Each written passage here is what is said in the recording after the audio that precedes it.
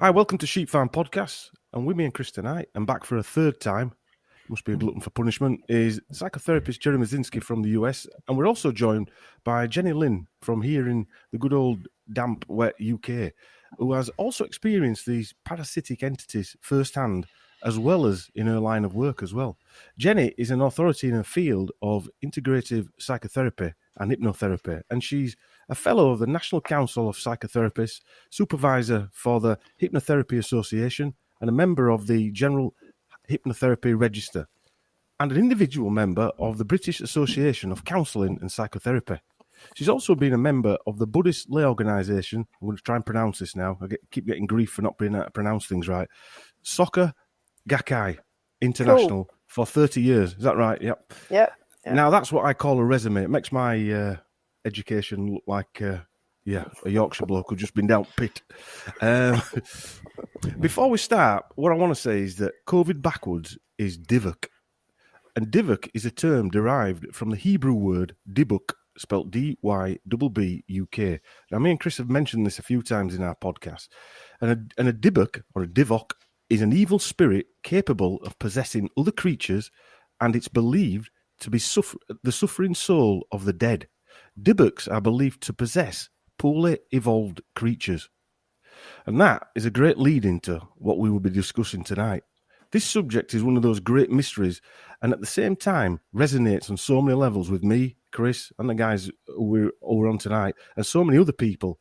We had so many great comments about and thanking Jerry from the last podcast we did with him and George, and the one prior to that, for putting out this information into the ether and helping people put this phenomenon into some rational explanation for themselves and their loved ones that are suffering from it. With that, we're going to crack on, and welcome back, Jerry, and welcome, Jenny. Nice to be here. Good to be here. I didn't know Jenny had such a distinguished pedigree. I just knew she knew what she was talking about. She knows what she's talking about. I feel inadequate now. I didn't know that background. It's like, wow, man. National this, national that. Yeah. I was like, whoa. That must be an old one. That must be an old resume that I've given you. I don't know when you got that, because just showing off on it. I am. It must have been, yeah. Have you got new stuff on it now, Jenny? Eh? I don't know if you ever gave me a resume. Did you? What's that? I don't know if you ever gave me a resume. I met you and I went, well, she knows what she's talking about. That's all I need to know. No, I don't know. I can't remember. It doesn't really matter, does it, at the end of the day? I don't think I did, so it's like, that's the first time I heard all your qualifications. I was like, whoa, listen to that. I realised when Dom ran that out, I think that Dom's my divuk. Yeah. Feed off my energy. Or lack of it. Yeah. So, Jerry, you want to start off? We're going to cover some ground that we didn't cover in the last one, aren't we? A little bit. Yeah. I just kind of want to, kind of lay an overview. Is I spent close to 40 years working on the front lines of mental health, and when I started work, it was at the largest psychiatric hospital probably in the world. I mean, there were like 10,000 patients in there. This place sprawled over 2,000 acres, had 200 buildings, and it was the size of a small city in Milledgeville, Georgia. And I was thrilled because I was an adrenaline junkie, and I was just, fascinated with mental illness and abnormal psychology. So shortly after starting there, I mean, I'd been taught in graduate school, I'm sure as Jenny has, that the voices that schizophrenics heard were hallucinations, and there was nothing else to it. I thought they were like, what do they call it? Word cabbage. It just didn't make any sense. They were just rambling, incoherent sentences, and in some cases they were. But, then I started hearing patients carrying on full conversations with their voices and arguments and actually arguing and fighting with them. And, I tried to listen in, and it was like one side of a telephone conversation where you could hear the person on the phone talking, but you couldn't hear who was coming in past that. So That struck me as odd. They're carrying on what appeared to be a coherent conversation with a hallucination. And everybody around me believed they were hallucinations too. I mean, all the staff, the psychiatrists, the psych nurses, everybody been, brainwashed in school. These are hallucinations. They're not real. It's due to a chemical brain imbalance in their heads. And I started wondering about this chemical brain imbalance when I saw that never did a psychiatrist ever give any lab work, any blood work, any kind of test whatsoever to find out what was out of balance or how much. All they did was, it was almost like they got like a dartboard and went, this whole list of medicines and boom, through it, and they'd pick a antipsychotic med they thought would work, and they'd douse the person down with it, and then they'd call them back in a week. Well, how'd that work for you? Well, I hate it. And they'd switch it to another one until they got one that was awful, but, worked the best. Yeah, I don't know. I'm laughing. I'm being sort of cynical laughing there, but that's what they were doing. They were licking the finger and hoping, aren't they? Yeah, with the wind's blowing. Yeah. Jenny's experienced it, so it was like a chemical lobotomy. It basically numbed these people out so they didn't cause any problems. That's what it was for. It wasn't to cure anything. It wasn't to treat anything. It was to numb them down so they didn't cause problems. Mm-hmm. So I started asking questions about, well, how do you know what's out of balance and by how much if you don't have any test? Oh, the drug companies tell us what the deal is. And the drug companies, that's like, letting the fox in the hen house. So the psychiatrist didn't have any research about a chemical imbalance theory whatsoever. I mean, they were just trusting the drug companies and what they were taught in graduate school. Then I found out, after doing some research, they have no tests for a chemical imbalance. Nothing. Zero. Nothing. They're just saying that, and it's been disproven over and over and over again, and they're still pushing it. Even today in the Mayo Clinic, you look at the advertisements, and it goes, we don't know what causes schizophrenia, but research indicates that it is due to a chemical brain imbalance, and then they'd start spouting all these lies to sell their drugs. So basically, they're not interested in curing anybody or looking for a solution. Matter of fact, the National Institute of Mental Health here has reduced funding for schizophrenia research to almost a pittance. What they're interested in doing is making money selling these toxic drugs which rot out the patient's brain, and they rot out their peripheral nervous system. So when researchers started doing autopsies on long-term schizophrenics that were in mental hospitals, they found their brains were shrunken like walnuts. And they published that, and they said, hey, what about this? And in come the pharmaceutical industry and the psychiatric mafia going, oh, don't worry about it. It's due to the schizophrenia. Whatever the schizophrenia is, that's causing it, so don't worry about it. So they started feeding these antipsychotic drugs to monkeys and rats, and they found out that their brains shrunk also. And then when they tried to publish that research, it was blocked by the chemical companies. It was blocked by education, who wouldn't print it in any journals, and they had a hard time getting it out.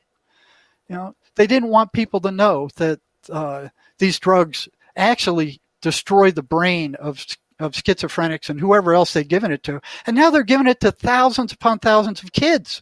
Because the kids are acting out and they're hyperactive, they give them these major tranquilizers that are actually destroying their brains.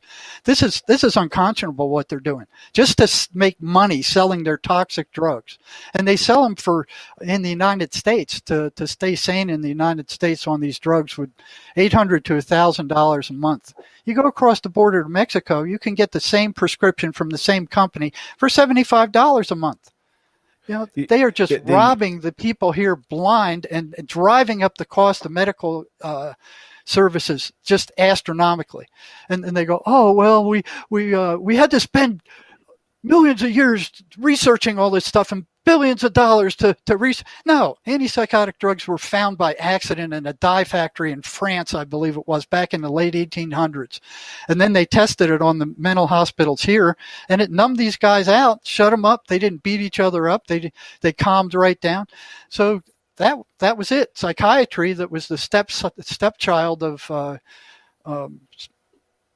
the medical system latched onto that like their lives depended on it. And now they got something that actually worked temporarily, as long as you took it and rotted your brain out with it. Yeah, it depends what you mean by work as well, doesn't it? Well, definition of worked is as well, doesn't it? Because it beat stuffing these guys into straitjackets. Yeah, there were some nasty fights at the state hospital trying to stuff these guys in the straitjackets in the early days. I pulled a few figures out. The antidepressant market from 2019 to 2020 went up about 15 billion worldwide. Just the antidepressant market, not any other drug, just that drug alone. And I reckon that's underplaying it as well a bit. and they barely work better than placebos. Yeah. And then there's warnings on what is it? Paxil is it? That warn of suicidal ideation.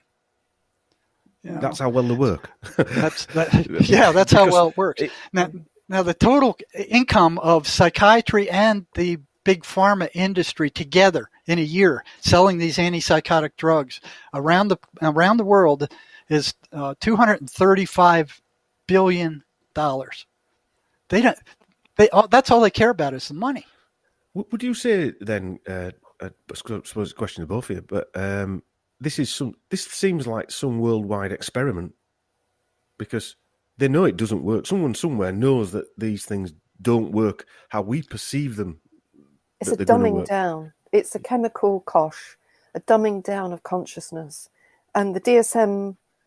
Manuals, the data statistical manuals, usually that's an American publication, has been through, I think, 5 iterations since the 1950s, and each year gets bigger and bigger and bigger.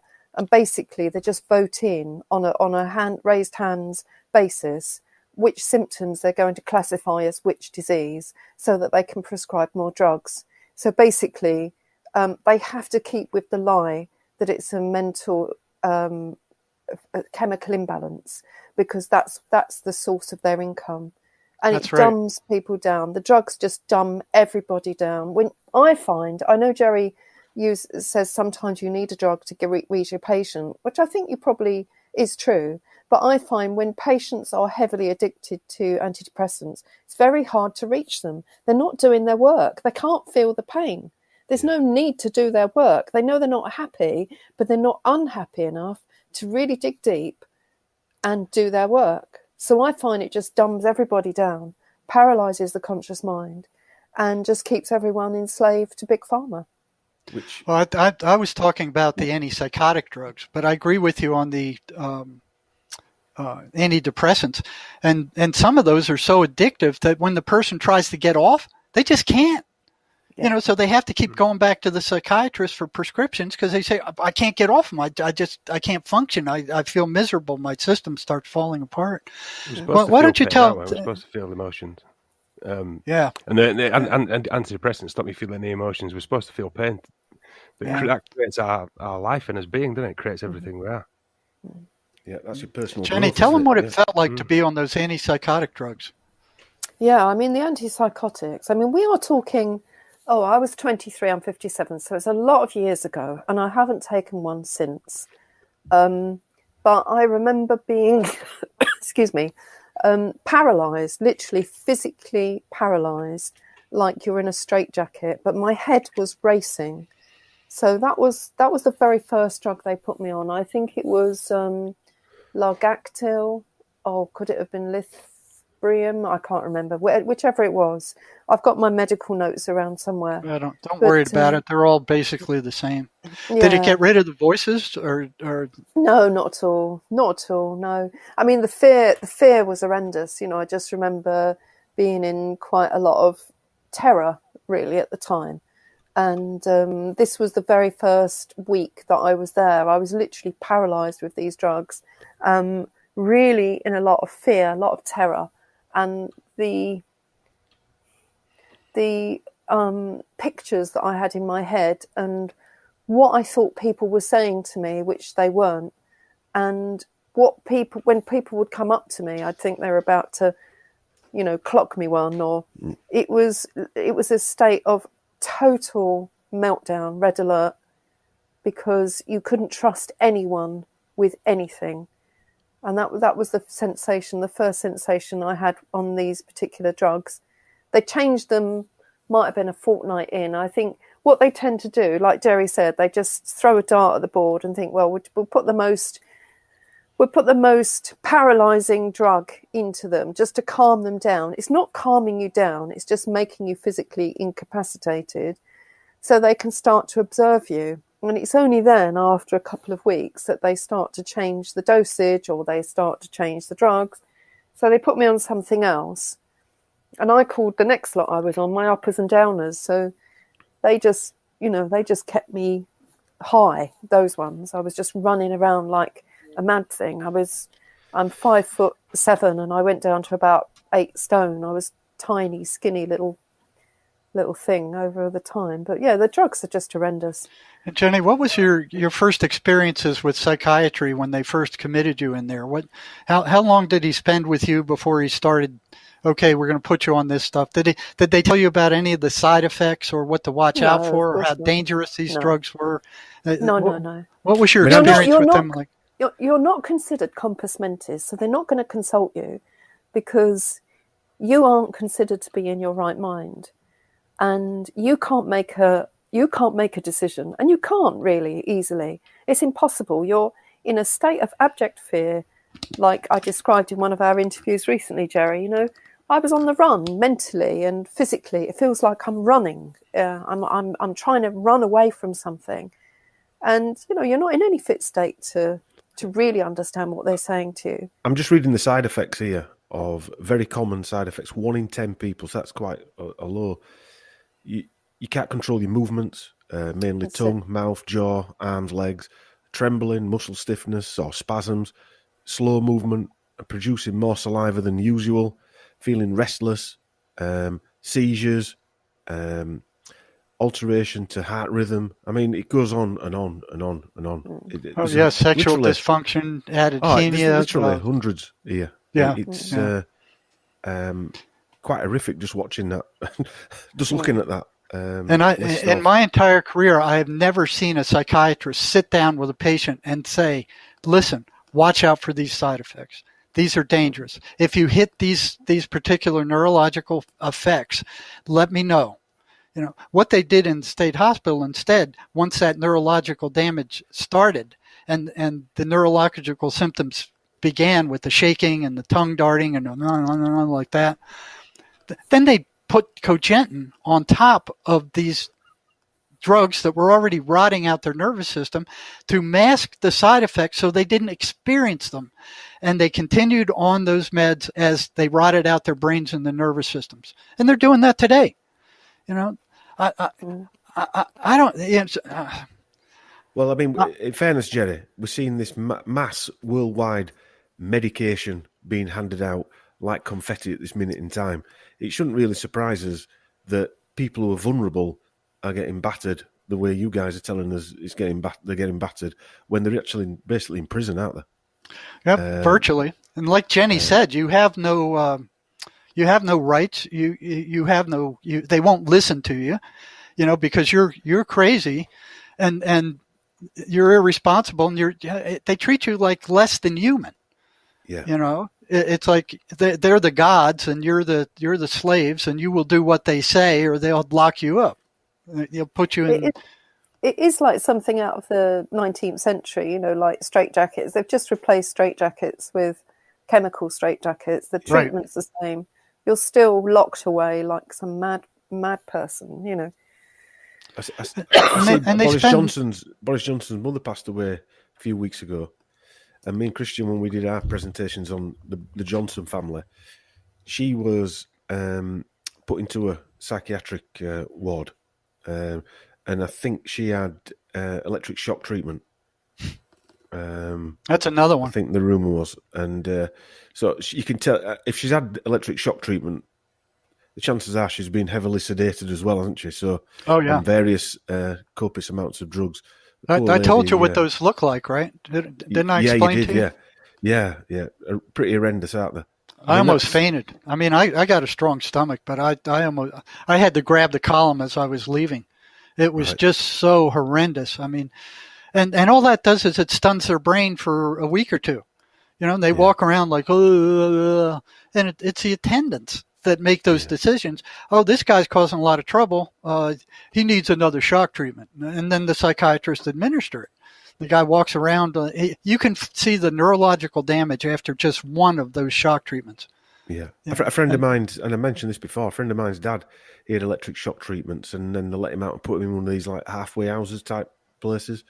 And he was basically, there was nothing left of him.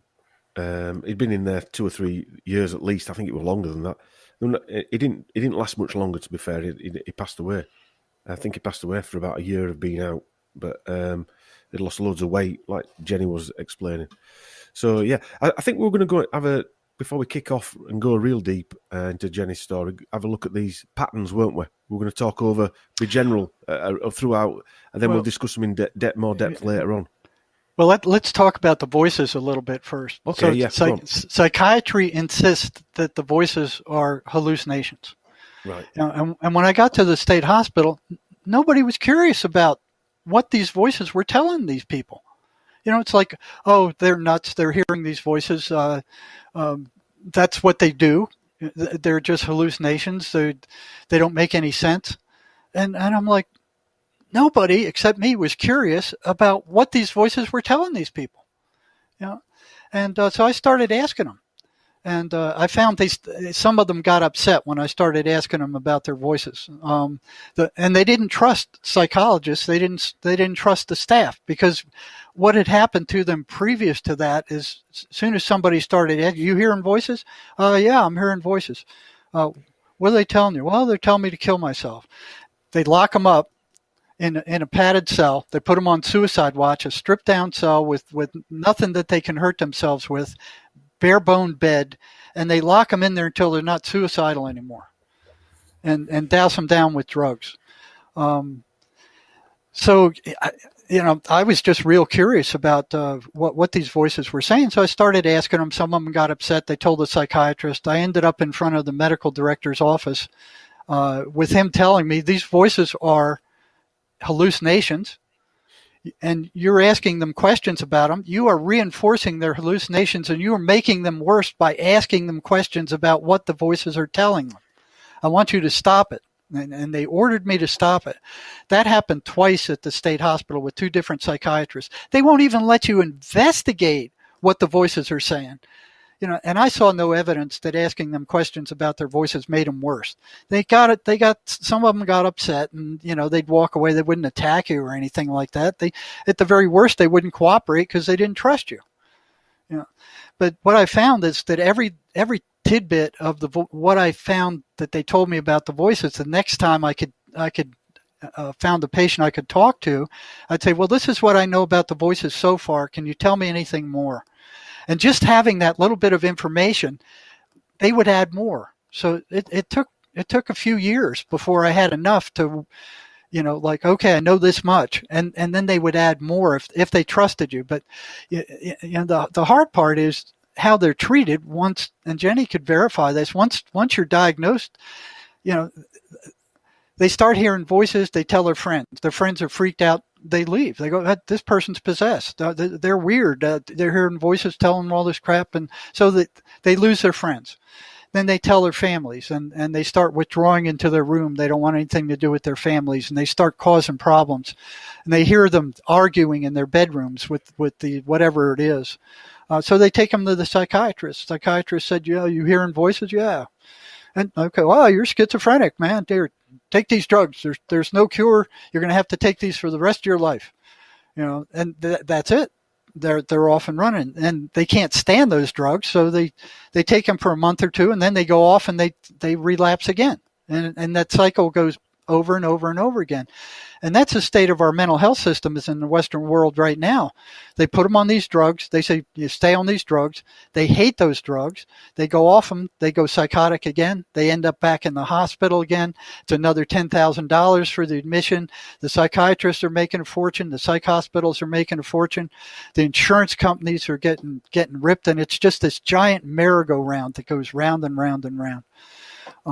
So the more I learned about the voices, the more I found that they were running these patterns. And it is the voices that causes paranoid schizophrenia. They are the cause. They are the driving force behind it. It's not no chemical imbalance. It's not any genetic anything. There is a one-to-one correlation between horrendous physical, mental, and sexual abuse and the use of meth. Okay, those things are constant. It's like they're there. You can talk to almost any schizophrenic, and they'll have suffered.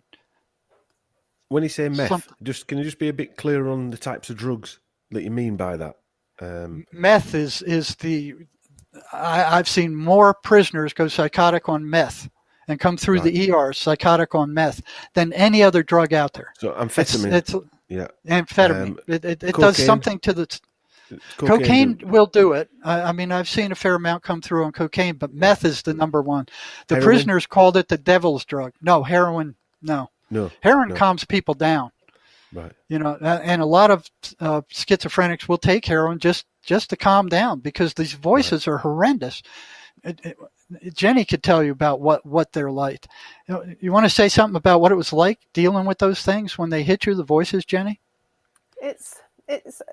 We've talked about this before, haven't we, Jerry? But I didn't hear clear instructions, clear voices. I remember various incidences where, there was the priest that came in to administer some benefaction, and he was standing in front of me with his hand on my stomach and a hand on my back, and all I could hear was F you, F you, F you, F you, like heinous, horrible language coming from this priest. And Jerry's convinced that was, perhaps the voices. I wonder whether these priests are as much, casting spells. Casting spells, and after the souls of the vulnerable in hospital as well. Yeah. But no, there was always this sense of being on the run. It was like there was terror, fear. I couldn't turn around and face whatever it was that was chasing me. I couldn't. I had all these ideas that were in my head about how I should and shouldn't be in the world. And so, for example, I couldn't get in a bath full of water because what was going on in my head was if I put my foot in the water, then I'm going to be electrocuted because I mustn't cross the water. And I think crossing the water was also something to do with Stig, some kind of old shamanic story about crossing... River Styx. Styx, that's the one, the Styx. Crossing the water to the other side meant departing this life and going over to the other side. Something like that. And I definitely had that going on in my head constantly. I couldn't get in the water. So obviously you walk around stinking because you just can't shower, you can't bath, which is another way, I suppose, that it keeps people away from you. They want you. They don't want anyone else interfering with you.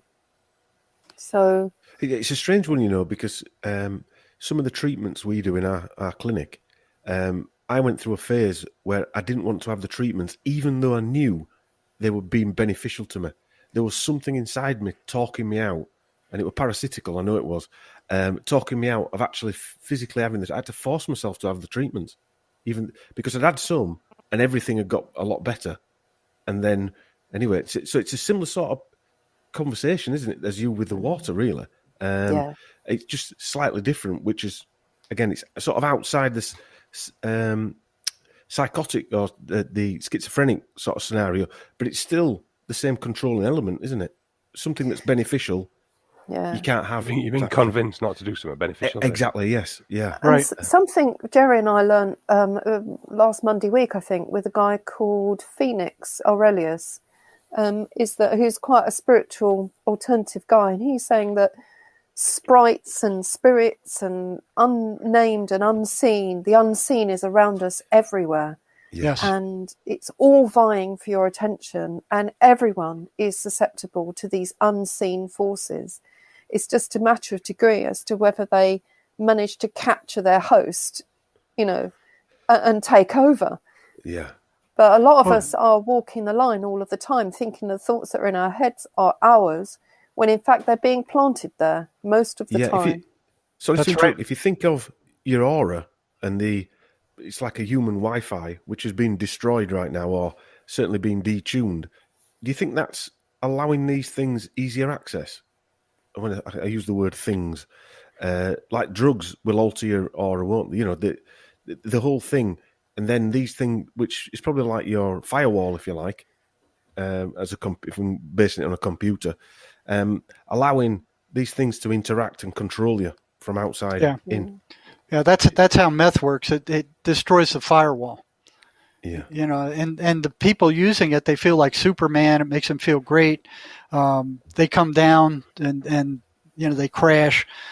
And then at some point they start hearing voices. Now, like Jenny said, you know, they don't sound like, you know, a lot of them don't sound like something outside of you. When I prayed to hear them, the one time I did, it sounded just like my thoughts, you know, the thousands of my thoughts that run through my head every day, but the intent was 180 degrees different.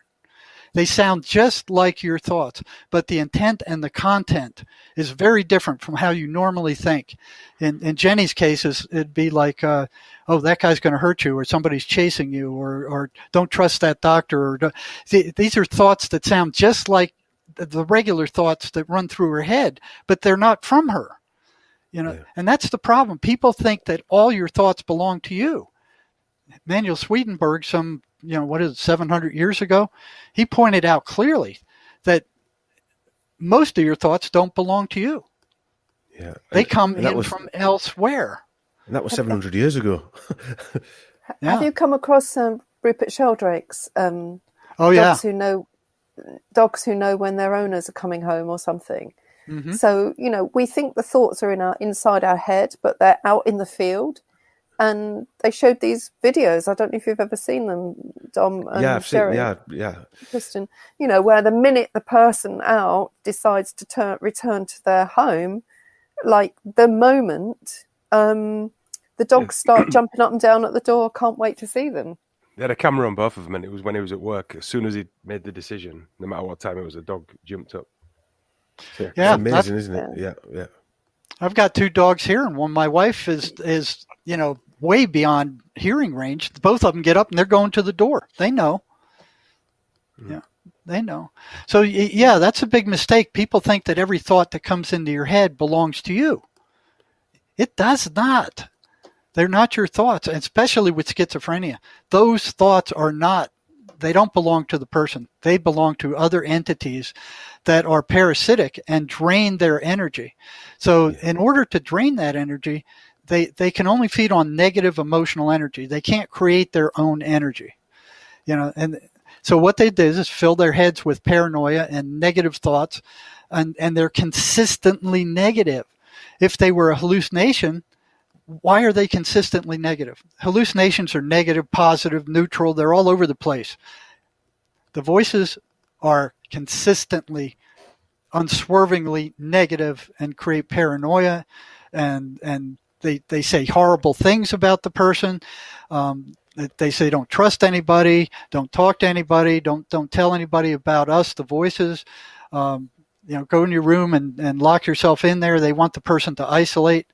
So, but if they were hallucinations, like friggin' psychiatry insists, they wouldn't run patterns.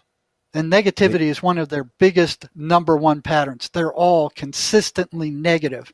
You talk to a schizophrenic and they'll tell you that you're no good, you're rotten, nobody loves you, your parents hate you, your girlfriend is cheating on you, you're out of just lie after lie after lie after lie. It doesn't matter whether it's true or not.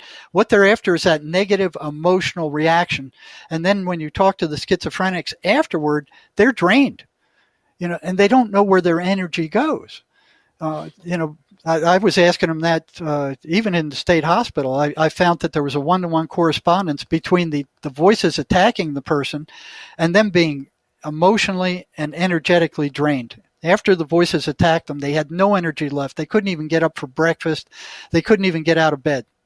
You know, and that was does make you wonder. You know, if you have a bad day and you feel drained and you can't get out of bed and you can't move, I mean, we've never tried to make that link before, but if you maybe could make that link, maybe your bad day might revolve around things that are talking to you in your head.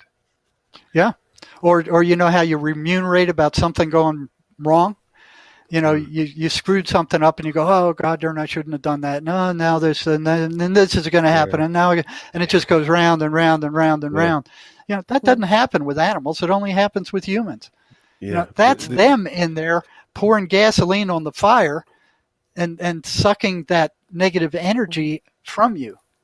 And they hit us all. There was a good book written, I think it was called something like Zebras Don't Get Ulcers or something like that. And that basically, for all their life, they're chased by lions or wherever, and a watering hole could get eaten any minute by a crocodile. They're just living total terror, but it's natural terror to them, and they don't get ill from anxiety and things like that. Yet humans, our world is just fear-based, fight or flight, constant, isn't it? Everything we do, you watch a film, it's all killing and murder. You watch anything on TV, these supposed reality, it's all negative. Even if the intent's good, the actual spell that's cast is negative because the connotations behind it all are just nonsense. So they lull you into a false sense of security as well. So everybody's surrounded by this negative force, aren't they? They are. And look at the violence on TV, in the movies. And they go, oh, well, violence sells, But look what they're programming. I mean, look at the murder rate. It's soaring. And they're wondering where it comes from. After, by the time a kid gets to be a teenager, he's watched like 30,000 murders on TV. And that's what they're programming people with. Yeah. I'm being a participant in war games on a PlayStation or an Xbox as well, which just makes killing fun. Yeah. Which is you get that blank look when they come off the game as well, like Christian's got. And the thing is, they know it causes this. They know that this kind of stuff incites violence, and it's teaching kids like this is the way you handle situations. You pull out a gun and you shoot somebody. That's what they're teaching people, and then they wonder why. Oh, why are our prisons full? Oh my heaven! It's crazy. It's like knife crime. They're going about knife crime in England. And my little girl went to Legoland the other day for kids. She's only 3. And she came back with a sword. And you just think, they're telling us that swords and knives are bad. The kids just come on with a little toy. So I know it's only a toy, but it's still the same thing, isn't it? You're still telling them that that's all right. Same thing. But the connotation there. Go on, sorry, Jenny. I was just going to say, I remember listening a number of years ago now to a satanic ritual abuse survivor, Penny. I think her name was Blackberry, and she'd been deeply traumatized. She described how she'd been systematically drowned and then resuscitated, and on a regular basis when she was lower than the age of 6. You might want to edit this bit out. But the point being was, she said after many, many years of enslavement in SRA, doing all the things that she was ordered to do under all of these different personalities that she developed in order to stay alive. I remember her saying the whole world is tarnished with satanic intent. Everything we think is real and normal is based in corruption and satanic abuse. And I mean, it was quite depressing when she said it, because she said it with such an honest, clear resignation on her face, like, well, of course. Didn't you know it was like that? But a lot of the research me and Chris have done into people like Blair and Johnson and a lot of the other people, even Schwab, they've all been to these schools where ritualistic abuse was handed out for fun. And these are the people leading the show. Yeah. These are the people, they're at the front of the camera leading the show. They're not necessarily leading it.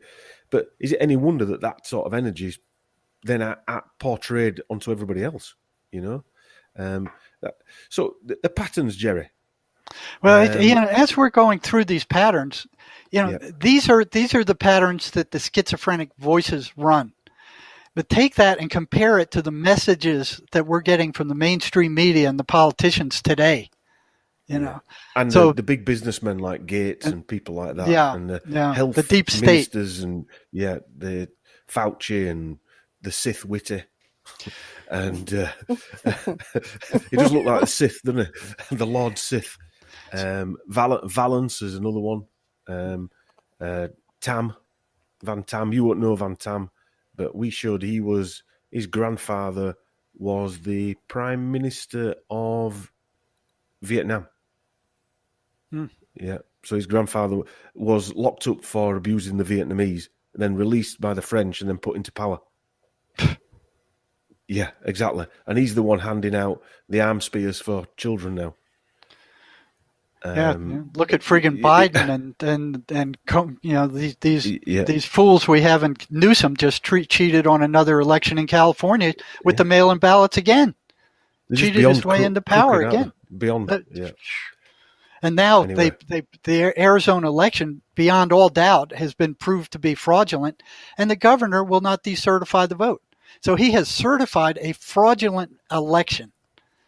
Now, I don't know how that's going to fly. I don't think it's going to fly very well. There'll be a few people stood outside the court steps, I think, or his office steps. But anyway, these people are being run by something, aren't they? Yes, they are. The clarity, 4 of us here could make better rational decisions based around even just the information we've got now than these people in power who've got all the information. Because some of the things they're saying, it's like listening to my niece playing. She makes more sense. Why do you have to drag my daughter into it? Because she's the youngest out of the lot of us. All right, listening to Christian. Started on her already. Listening to Christian, she talks more sense than him.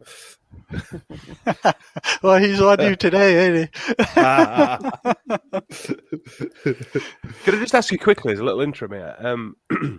I've got a friend I work with. He's a really lovely guy. He's only in his early 20s, mid-20s. And he was a cocaine addict. And I talked about it was last week before we did this, and I asked him. I got talking to him about it, and he ended up going to rehab. He's okay now, but he had quite a bad addiction problem. And I was explaining what the previous interviews we've done, and I asked him. I said, "Have you witnessed anything, or is there anything you'd like me to ask? Or some patterns that have you seen?" And he said, "Oh yeah, I saw all sorts." He said, "It's unbelievable." And he wrote me a few things down. He said footsteps were a big one, approaching footsteps. He's seen people out of the corner of his eye, i.e. like your shadow people. He said him and his friend once sat in a room and there was a massive flash inside the room, and he said it came from in the interior of the room because everything was shut off, and they both saw it at the same time. And he said whispers as well in his ear, not being able to move where he was paralyzed, he couldn't move. But this was the interesting one. He told me that he had fishing hooks flying at him and trying to drag him. And he was trying to get out of the way of these fishing hooks. Now, the way this is interesting is years and years and years ago, when I was a kid, a friend of mine took some acid, and he saw fishing hooks coming for him, trying to drag him. And I just thought it was interesting that these two people, totally unrelated, 30 years apart, had the same vision of these fishing hooks flying at him, trying to drag him into somewhere. Well, that's interesting because of the voices due to the schizophrenics. I mean, it's like they're fishing. They have access to your entire memory. They can go in there, they can pick out all the awful things you've ever done, and they'll take it, and it's like a fisherman baiting a hook. They'll take that and they'll throw it into your head, and they'll fish for it and see if you'll bite on it, Right. And you told us that fishing story where the voices told him to go fishing. Oh yeah, right. Yeah, but that was physical fishing. I'm just wondering if there's a connection or a relevance there. Well, I think the relevant is the voices actually fish for a reaction, so they have access to your entire memory. They can bait their hook with, oh, he did this. Let's see if we can bring that back. And I've had patients tell me that the voices brought up stuff they forgot 2 decades ago. And they're throwing it in their face and trying to get them upset with it. So it's almost like they bait the hook with these thoughts of guilt that you have deep down, and they'll throw it in there. That thought will hit, and they'll see if you'll bite on it. And if you bite on it, they'll pour gasoline on it and feed the fire. Yeah. This is why I think personally, the way through any of this is to practice deep self-forgiveness. You have to deal with your unresolved issues. Yes. And forgive yourself. You're human. You've been interfered with. It's not your fault. Forgive yourself. So I know in my case, And it's been probably 20 plus years since I went through this kind of life-changing epiphany. I mean, I've had them before and since, but this one particular one was all about just letting go of all of the anger and rage in my life against perceived slights and hurts and whatever. They just evaporated. And from that moment on, I was completely free. I didn't have to feel bad about anything. And if I did something wrong, I just apologized and took stock, and I carried on. So you stop storing past hurts. You stop storing the hurt, stop storing the trauma and the anger and the resentment. And then these nasty entities can't hang on. They just can't get hold of you, because no matter how hard they try, there's nothing in there that's they feed sticky. On that garbage. Yeah. They want something sticky to get their hooks into, literally. Right. So if you have all this garbage in there, you've got to get it out. You got to forgive yourself. I mean, you got to forgive other people that have hurt you. George talked about a similar thing, Jerry, didn't he? Where he said he had to cleanse himself to stop them from virtually sticking to him, like he said, Jerry. Yeah. Right. Right. See, that they'll feed on that. So the number one thing is negativity. That's consistent. You know, and why would a hallucination be constantly negative? They should be all over the place. The second one is they're anti-religious. They complain when the person reads the Bible. They don't like it. They go crazy when they go into a church. They don't like them being around preachers. You know, they hate the 23rd Psalm. I've had several patients tell me that when they read the 23rd Psalm, the voices react like worms thrown on a hot frying pan. You know, why would a hallucination care about the Bible or going to church or the 23rd Psalm? Why would a hallucination even give a crap about that stuff? You know, but the irony is, sorry, Jerry, just on that point there, the negativity of the anti-religious, could that be spiritual as well, not just religious as in a biblical type sense? Could it just be... it could be Hindu. It could be the Quran. Any spiritual stuff they don't like. But boy, any balancing element. But boy, they hate the 23rd Psalm. They hate it. Right? Is that's the Valley of Death one, isn't it? Yeah. I think that's I the Valley. Last time we talked. Yeah. I haven't seen a stronger reaction to anything except exposing them as parasites. You know, when you go to tell the patient that they're parasites and they're sucking their energy, the voices go nuts. They go nuts. They do everything to block that information from the patient. Because if you had a leech on you and somebody said, "Hey, that's a leech, it's sucking your blood," you're not going to just sit there and stare at it. You're going to try to get rid of it. You know, but they can't make the connection between their energy disappearing and the voices attacking. I saw that at the state hospital. I'd ask them, every time, the voices have come, 10,000 times since they started coming. Every time that they come, your energy vanishes. And I'd ask the patient, where does it go? And you know what they said? I don't know. Very few of them made the connection. So it's like they're being blocked from making that connection. And if you make it for them, the voices go off. They go crazy. They'll tell the person to leave or to run or to start screaming, or they do not want the patient to have that information. I bet Jenny sees a lot of people with chronic fatigue, which is quite a phenomenon as well. And that has got to be linked to that, hasn't it, Jenny? Definitely. I mean, what you find, just briefly, just as a side, I suppose, is what you find is a lot of people with chronic fatigue have unaddressed trauma. So they've trauma somewhere in their life. They believe they've overcome it, but actually it's all of their behaviours are around trying to avoid hurting or upsetting anyone ever again, never drawing the same kind of condemnation or trauma to them ever again. And as a result, they're very adaptive personalities. So they've adapted to try and keep earning the love and affection that they want. And of course, eventually they can't, because they just get so exhausted.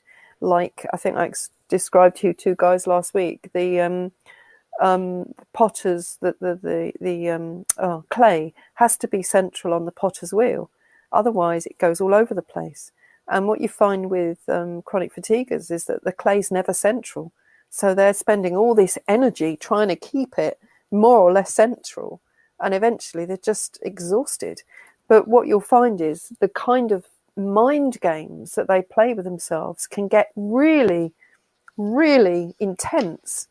But I would think if we go over to, the voices, they're having a field day. They're having a field day, Yeah, and I had voices, but not necessarily the schizophrenic type, like you said, where they were telling me to do things, but more noise in the head. And I used to say to Christian, don't you get all that noise, didn't I, Chris? Yeah, he said, I found a way to get rid of all the noise in your head. When you have that noise in your head, I said, I don't have any noise in my head. And he's like, no, it's like a constant chattering. And I'm like, Dom, I don't get that. you just presumed everybody had it. Ironically, it was one of the main things was a lot of meditation, but real meditation with acknowledging the thoughts were there type of stuff. And also the parasite cleanse. As soon as we started seeing these things leave our systems, it were like an exorcism, and the voices just went. That's all I can explain. So I think there's a physical part to it that's inside us, like a connective part that's connecting to these whatever entities outside that allows them to interfere. No one will have done a parasite cleanse on a schizophrenic, will they? That would have even been included in there. Most people who are ill are toxic, aren't they?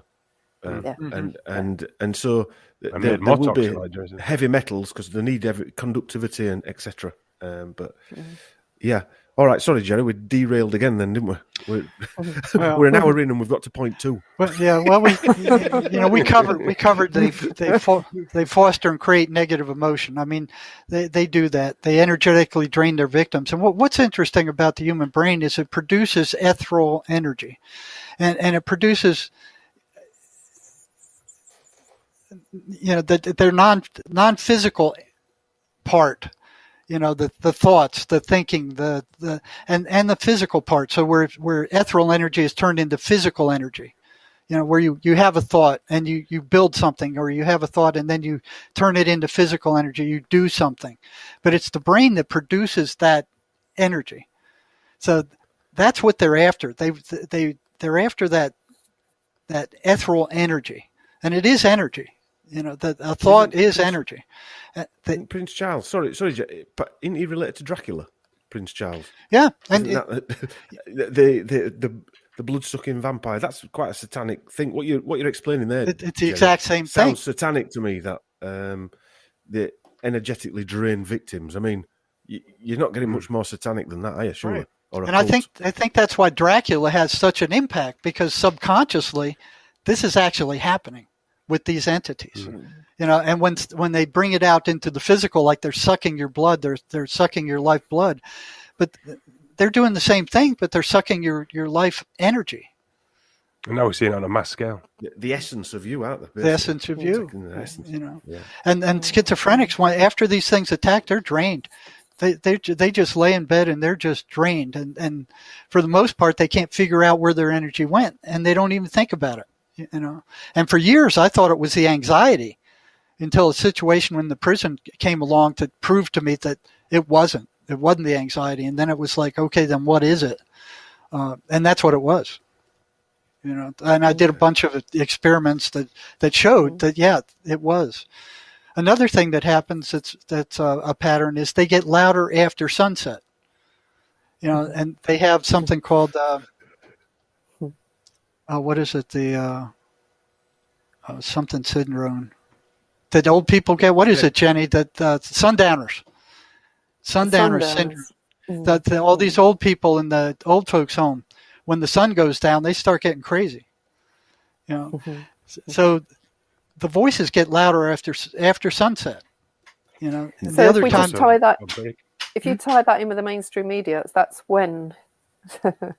That's when the MSM is getting mainstream media is getting the most attention, louder isn't it? and louder. Yeah, around 6 o'clock or so, they come on and start their crap. That I never thought about that before, but that's true. Yeah, it's a good. They come on around sunset after work when things are starting to settle down, and then they poison your brain. And then they play it all the way through the night as well. Yeah, they do. Yeah, all through the night. So, which is again vampiric, isn't it? Vampires come out at night. Me and my wife found that on full moons, Yeah. We couldn't sleep because of the parasite cleanse we were doing. And you could, a pretty horrific scene, looking down the toilet and seeing Jurassic Park, but but these things need to be gotten rid of, sadly. And yeah. So, but yeah, the full moon makes a big difference. It does. Well. And in my last 10 years, I spent working psych crisis in the large hospital ERs. And boy, during the full moon, we knew we were going to be in for it. You know, we just. I work in kitchens, which could also be considered a slight mental institution. The amount of times in fact, this happened last Saturday, I think, and everyone was in a weird, foul, really weird. Even really positive guys were in a weird mood. Have they all been double tapped, Chris? Yes, I think so. Yeah, just about everyone else. But I came home and I said, weird. Everyone's in a really weird mood today. Even really positive people were. And I said this to you before, and we always said, is it a full moon or do you have a full moon? It was like a day before a full moon, and I've literally said it 100 times. It's definitely a full moon, or there's one coming, and you look up and it's there. Yeah. You know? Yeah. There's something to that for sure. This one, the number 6, the voices get louder when ignored. I remember checking that out once. When I'm working at the state hospital. I was sitting through a session with a psychiatrist and their patient, and the patient asked, well, I'm hearing these voices. What do I do? And he said, just ignore them. And I'm like, it's that easy, So I called that guy back in 2 weeks later, just to talk to him. I said, hey. I remember the psychiatrist telling you to ignore your voices. And I said, how'd that work? He goes, it didn't. And then I called one in after another. I'd ask them, what happens when you ignore the voices? Every single one of them said they get louder. They will not be ignored. You can't ignore them. You can't push them. You can't force them out. They get louder and more persistent if you try to ignore them. One thing they don't like is acknowledgement. I would guess as well from the psychiatrist saying that to them, they just say, "Oh yeah, they've gone now. Yeah, it's fine. Yeah, you great job, thank you." And just so they don't get more medication, more grief. They probably just tell them, "Yeah, what you told me worked," kind of thing. Yeah, that's the other thing I saw too. They don't tell. I mean, like Jenny said, it didn't get rid of the voices. But if Jenny went in there and said, "I'm still hearing them," they go, "Oh, well, we'll put you on more of it, or we'll put you on a stronger one." Until you're just like, you still hearing voices? I ain't telling you. And that happened consistently. They wouldn't tell the psychiatrist because they knew what would happen. They drug them senseless, with those drugs. Mm-hmm. So that's another pattern. The voices get louder when ignored. I mean, I'm just trying to go on. Sorry, Jenny. Go on. No, it's all right. I was just wondering whether, sorry. I was wondering if the voices get louder when they're ignored. Is this what's happening in the MSM? I mean, how? Oh, yeah. Look at it. You can see it. Yeah. You see a very good analogy. Yeah. You hit it on the head there, Jim. Yeah. You ignore them and they scream louder. Yeah. And even in the world now, things are getting crazier and crazier because no one's listening. People when you think about the MSM, really, it's aimed at however many people there's 4 of us here, think like we do, 5% of the world population or wherever it might be. It's all aimed at us. Everything's about attacking people who disagree with them. Yeah. Especially at the minute it is, And dividing people and fostering fear. That's fear, one of the big things the voices do is they foster paranoia.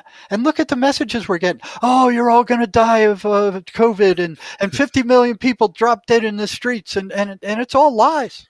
They don't care as long as they are upsetting people and dividing people. So the voices don't want people to be together. They want to break up marriages. They break up families. They want the person isolated. So there's no interference from anybody except them. And that's exactly what the mainstream media is doing right now. Stay away from your friends. You can't go out. You can't go to church. You can't go anywhere. You can stay 6 feet away and don't touch one another. And I mean, it's divisive, just like the voices are. It's the exact same thing on a macroscopic scale. So when have these things steadily cranked up? Do we think over a period? I don't know. Let's just say the last 100 years. What's that? The voices?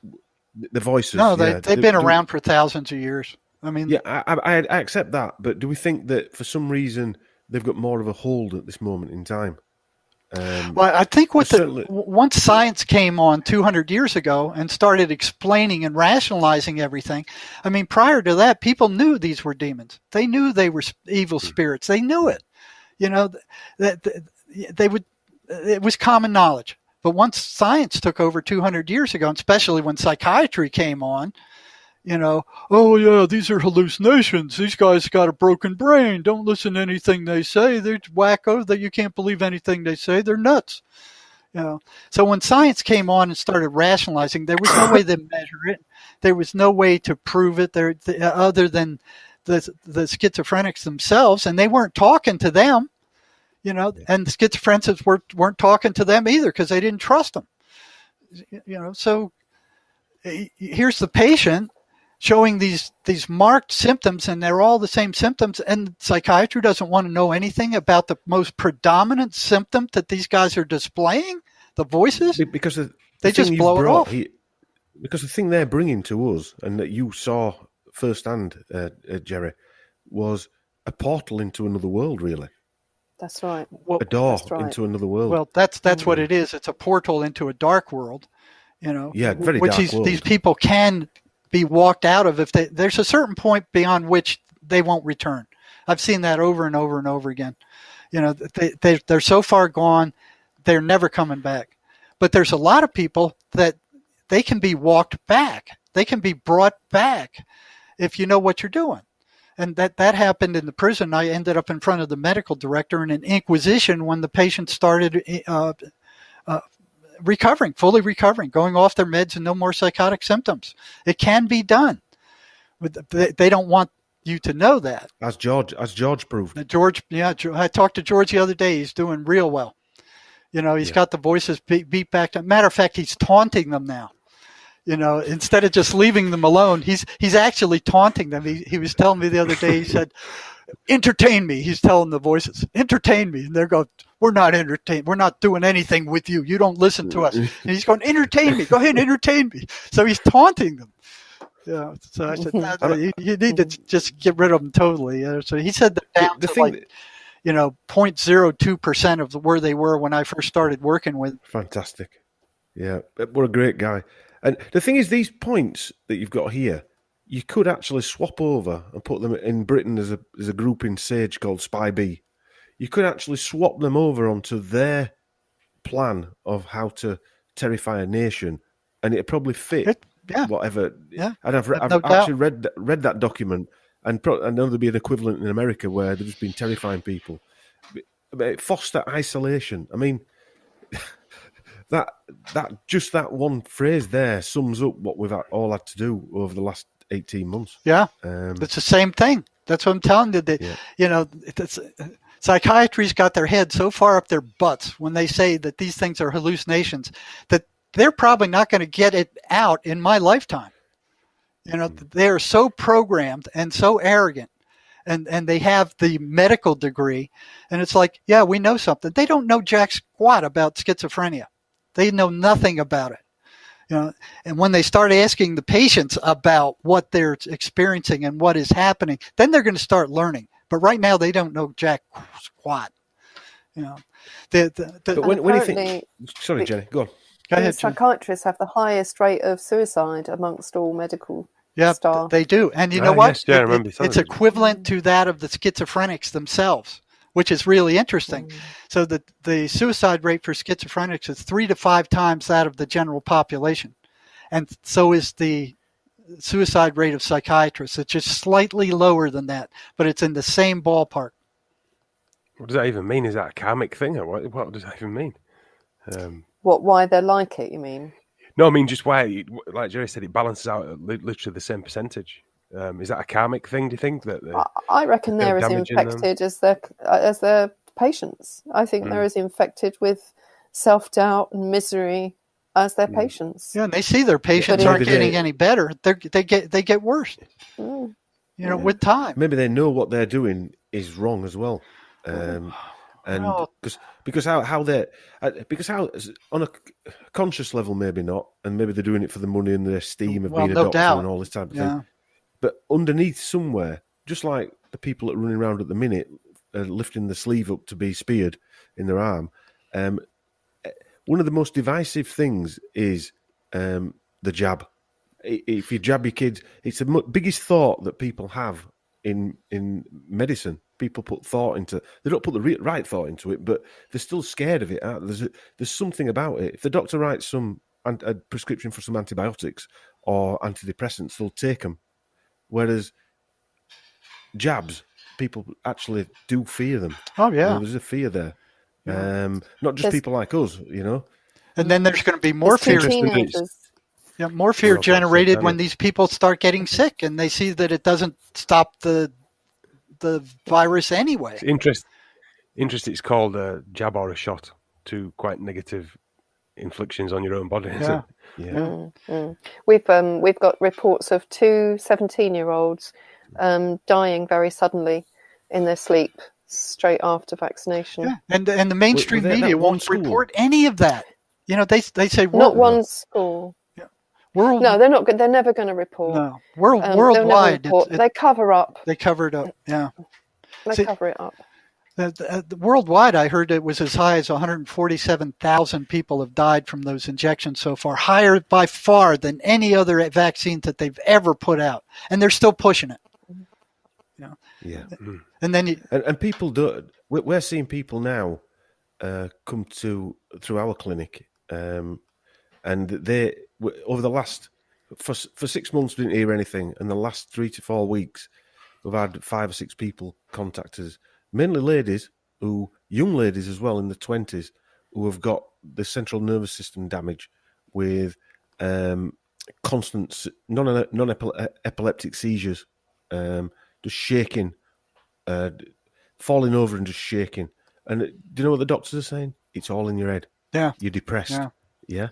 This is what they're being told by the fraternity that's meant to be saving their lives, and that is a similar process to if you go to a doctor and he's just jib-jabbed you and you fall over 24 hours later, anybody with any brain has to link the two together. Has to. And going back, this comes back to what you guys were on about how the mainstream, and I'll class the medical fraternity in the mainstream, not just the mainstream media, must be possessed not to see that so clearly. Mm-hmm. I just can't understand how nobody can see that link. And they're prepared to cover it up rather than stand up and say there's something wrong. Yeah, they cover it. Yeah. You'll see it on YouTube. You'll see people coming on and my daughter died or my husband died, but you won't see it covered on any of the mainstream anything. You know, they're still pushing it. Matter of fact, this morning, here's a fake thing. They showed the studio where Biden is sitting there getting his third jab, and somebody took a picture of the set. You know, they made it look like it was in this White House. They have a fake White House in Georgia that's two-thirds the size of the original. So Biden is doing all making it look like he's in that White House. It's all fake, and it's a studio. I think you sent it. I didn't. I sent it. Yeah. So he uses that to make it look. But he's been turned out of the White House. I mean, the National Guard, when they tried to get in, they locked it right in front of him and Camellia Harris. Said, "You're not getting in." So all this stuff all this stuff that's being filmed, like Biden is in the White House, is in that 2/3 model that it was built by some billionaire in Georgia. And they're doing all their filming down there. So when you look at Monkey Works and where Biden's plane is flying, he's constantly flying over to Georgia where they're doing these film sets where it looks like he's in the White House. It's all fake. His inauguration inauguration, if I got it right, that looked fake to me as well. Yeah, you could see where it breaks up. It broke up. Yeah. And then they had one lady who was doing one of the tribunals. So the tribunals are happening. And they were flying her back and forth to the White House where those tribunals were happening. And they kept doing that. And she goes, I can't keep doing this. I got a family, I got kids, I got a job. I want to get this done all at once. So they did that, and then they called Biden in, the one you see on television all the time. And when they got to him, she'd been trafficked to all these people. When they got to him, she said, "That's not Biden. That's not the guy who raped me. I don't know who he is, but that's not Biden." And she goes, that's some imposter. That's I don't know who he is. And that kind of threw the tribunal off for a day or two, you know. Right. But here she was. She was, and she came out and she was talking all about the tribunal and what happened in there, and she was one of the trafficked people. I suppose that's number 9 there, Jerry. Demand the attention of victims. Yeah, yeah. Well, we got self-destructive. Yeah, that's number 9. But 7, foster self-destructive behavior. Virtually, these voices are constantly sabotaging the person from succeeding at anything. You know, and I've watched that when I was working at the Arbor Psych Rehab Center. As they approached graduation in one of their vocational classes, they'd stop taking their meds, or they'd do something that screwed it up where they didn't graduate. You know, so the voices are constantly telling them to do stuff where they won't succeed. You know, where they'll get in trouble. You know. It makes you wonder whether the voices, I'll use it, the voices, the parasites, whatever you want to call them, they've come up with this competitive environment that the whole human race seems to want to live in. Right. Instead of working in harmony, they're... Yeah. Instead of... I was talking on the phone with someone today, and we were saying, you know, if we wanted to feed the world, for want of a better phrase, you could get rid of bags of snacks and things like that, stop the energy being used to make that nonsense and poison people, and concentrate on organic farming. Use that workforce in that, and that'd feed the world. You wouldn't need all this mass-produced rubbish to start with. Dom, everything could be solved instantly. Of course it could. Yeah. And the thing is, the system is set up now for the voices or the parasites, wherever you want to call them, to absolutely totally thrive. Exactly. Yeah. That's why they're thriving. Yep. Like a nest of snakes type of exactly. thing. You know? Whatever it is, wherever they're coming from, it's their time now, isn't it? And I don't know, and they're reaching their crescendo. If you like. Yeah, well, they've been doing this for forever, but now they're being exposed. Yeah. I mean, people didn't know about it before, but now they're being exposed like that never before. You know. So number 8 is foster isolation. They don't want the schizophrenic to have any friends. They don't want them to. They break up families. They break up marriages. You know, they'll tell the schizophrenic, oh, your husband or your wife or your girlfriend is cheating on you. Don't trust her. She's running around with another man. They'll tell the schizophrenic, go in your bedroom and lock your door and stay away from your parents. They're just no good. I mean, so just like their goal is to destroy any kind of positive relationship you have and foster negative ones. So they'll tell these people to hang around with drug addicts and users and all these and gangsters and stuff like that. So they foster that isolation by inserting, you know, negative thoughts and destructive thoughts and mistrust and well, that's what's happening in the mainstream, isn't it? That's exactly what they're doing entirely. Exactly. Yeah. I mean, I happened to be doing some outreach work the other Saturday in our local town in Essex, and I was handing out leaflets with common law information on them, saying, look, if you lock down again, or if you want to keep your business open, please contact us. And I was handing out these leaflets. Great. And this woman at this stall that she was on, I handed her a leaflet and she said, are you vaccinated? And I said, no. She said, well, go away. I don't want you here. And I thought, oh my goodness. Wow. I had a similar one. I was in the drugstore the other day and they had the 6-foot markings, you know, to isolate people 6 feet away. And I was 2 feet past that mark, and here's this older lady, you know, at the counter paying. And all of a sudden she turns around, she starts screaming at me. Can't you see that mark there? You were 2 feet past that mark. What are you having? You gotta get back there where you belong and follow the rules. And I'm like, you know, just screaming and hollering, you know, and it's like, so I moved back to the mark, and she's, you're still got your toes over the mark. And I'm like, oh my God, you know, and I just sat there. I kept telling, I felt like telling her, you're going to die eventually. Yeah. Well, I've said that before. I've said that before. It's all built on fear. Yeah. And we'll all die anyway one day. So what are you trying to get? An extra 20? What are you trying to achieve? You know, there's two things to that. Well, Chris, they're generating that fear, that negative emotional energy, and that's what they're feeding on. That's what they're. But imagine, right? Someone somewhere knows what happens I'm sure someone somewhere on here, after people die, someone knows, right? If we were told that information, all fear would go, and they would not have this hold on anybody. Well, in the past, Dom, that's what real spiritualism or the core of religion did. Yeah, it made Buddhism was one of those. All of them. I mean, it made you think that there's more to this, and this is a test, and I need to do the right thing by my fellow man. That's what they literally all say, isn't it? Yeah, that's been corrupted somewhere down the line, totally corrupted, massively, hijacked. Obviously. I know I'm saying the bleeding obvious there, but the message from wherever has been totally hijacked. Whereas now you're scorned if you say things like that, aren't you? Just like Jenny said there, have you been jabbed? Everyone's running around terrified. In fact, it should be the other way around. You should have been running around terrified because she had been. I do think though that, and I was talking to a guy at work about this who has been double tapped, and I don't think that their plan to divide us is quite. I mean, I know except for them stories, is quite working how they want it to work. I think that people genuinely are going, well, I don't care what you've done. Get on with your life, whatever. Except for these certain crackpots. Yeah. But you'll get them from both sides. You'll get them from the double jabbed and the not. But I don't think it's quite working. I don't think we're turning on each other quite as nastily as they want us to be honest. I don't think we will. Because I think humanity will beat them. Beat this. Yeah, they have these football games over here now where the stadiums are full of young people and they're screaming, F Biden.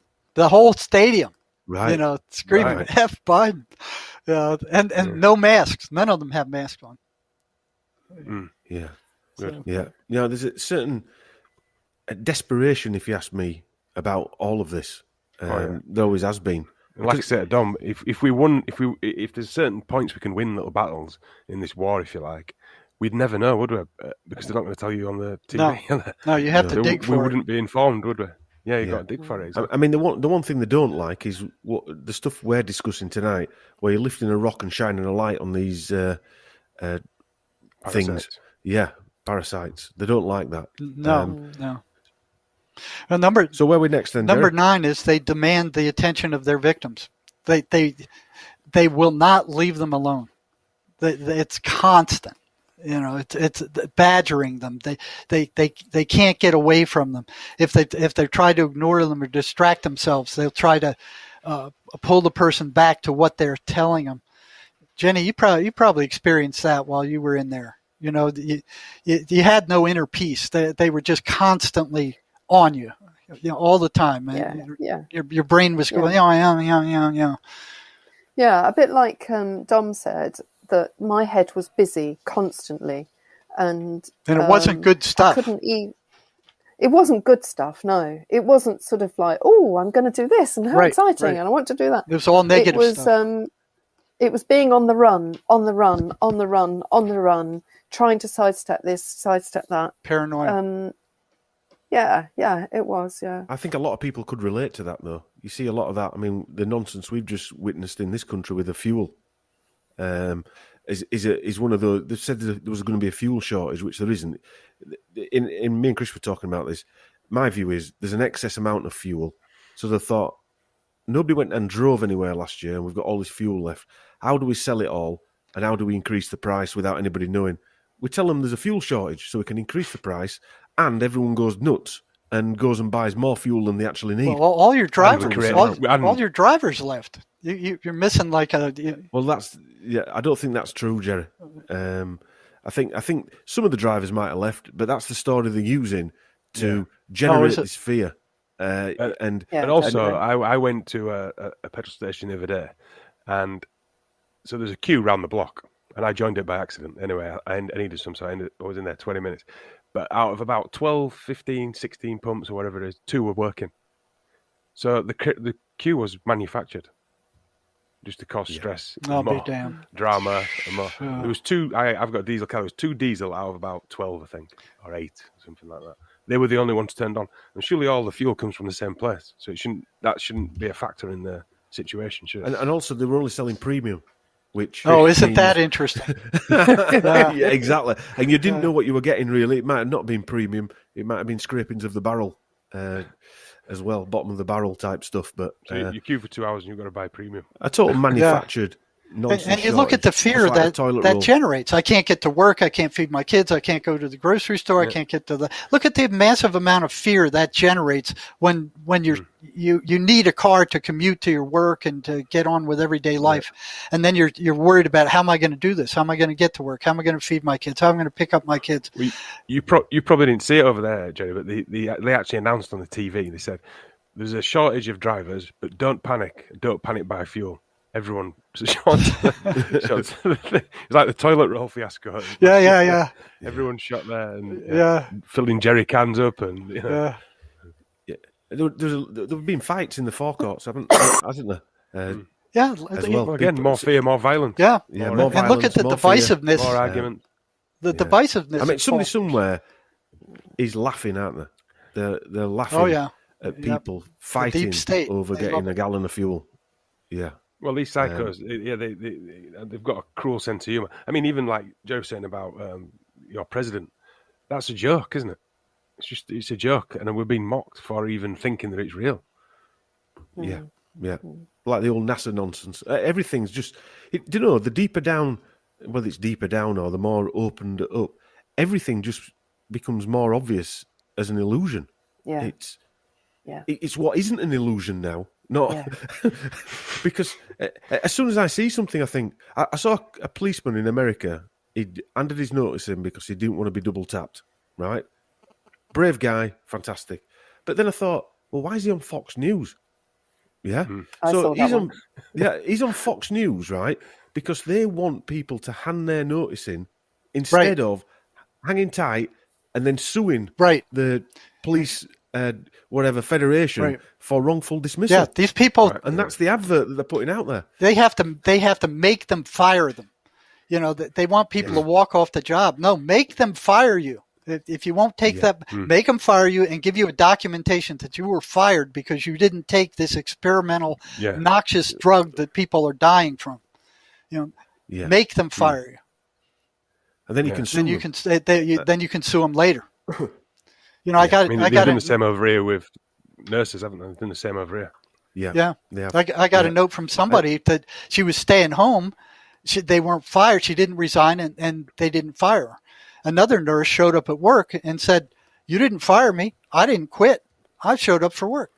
You want to fire me and put it in writing." And they didn't do it. They wouldn't do it. More fear-based results. And now they got hospitals in New York are saying, "Well, we'll recruit foreign nurses. We'll get nurses from Mexico and South America, and National Guard. We'll put them in there to man the hospitals." They're friggin' lunatic. I mean, that new mayor of the new governor of New York after they kicked out Cuomo, he should be put in prison for murder. And I would hazard a guess that you could get all the mayors, all the politicians, and you could probably put them all in prison for that very thing. And misuse of power, whatever you want to call it. And in more or less every country at this moment in time, Canada, Australia, New Zealand, France, Germany. Right.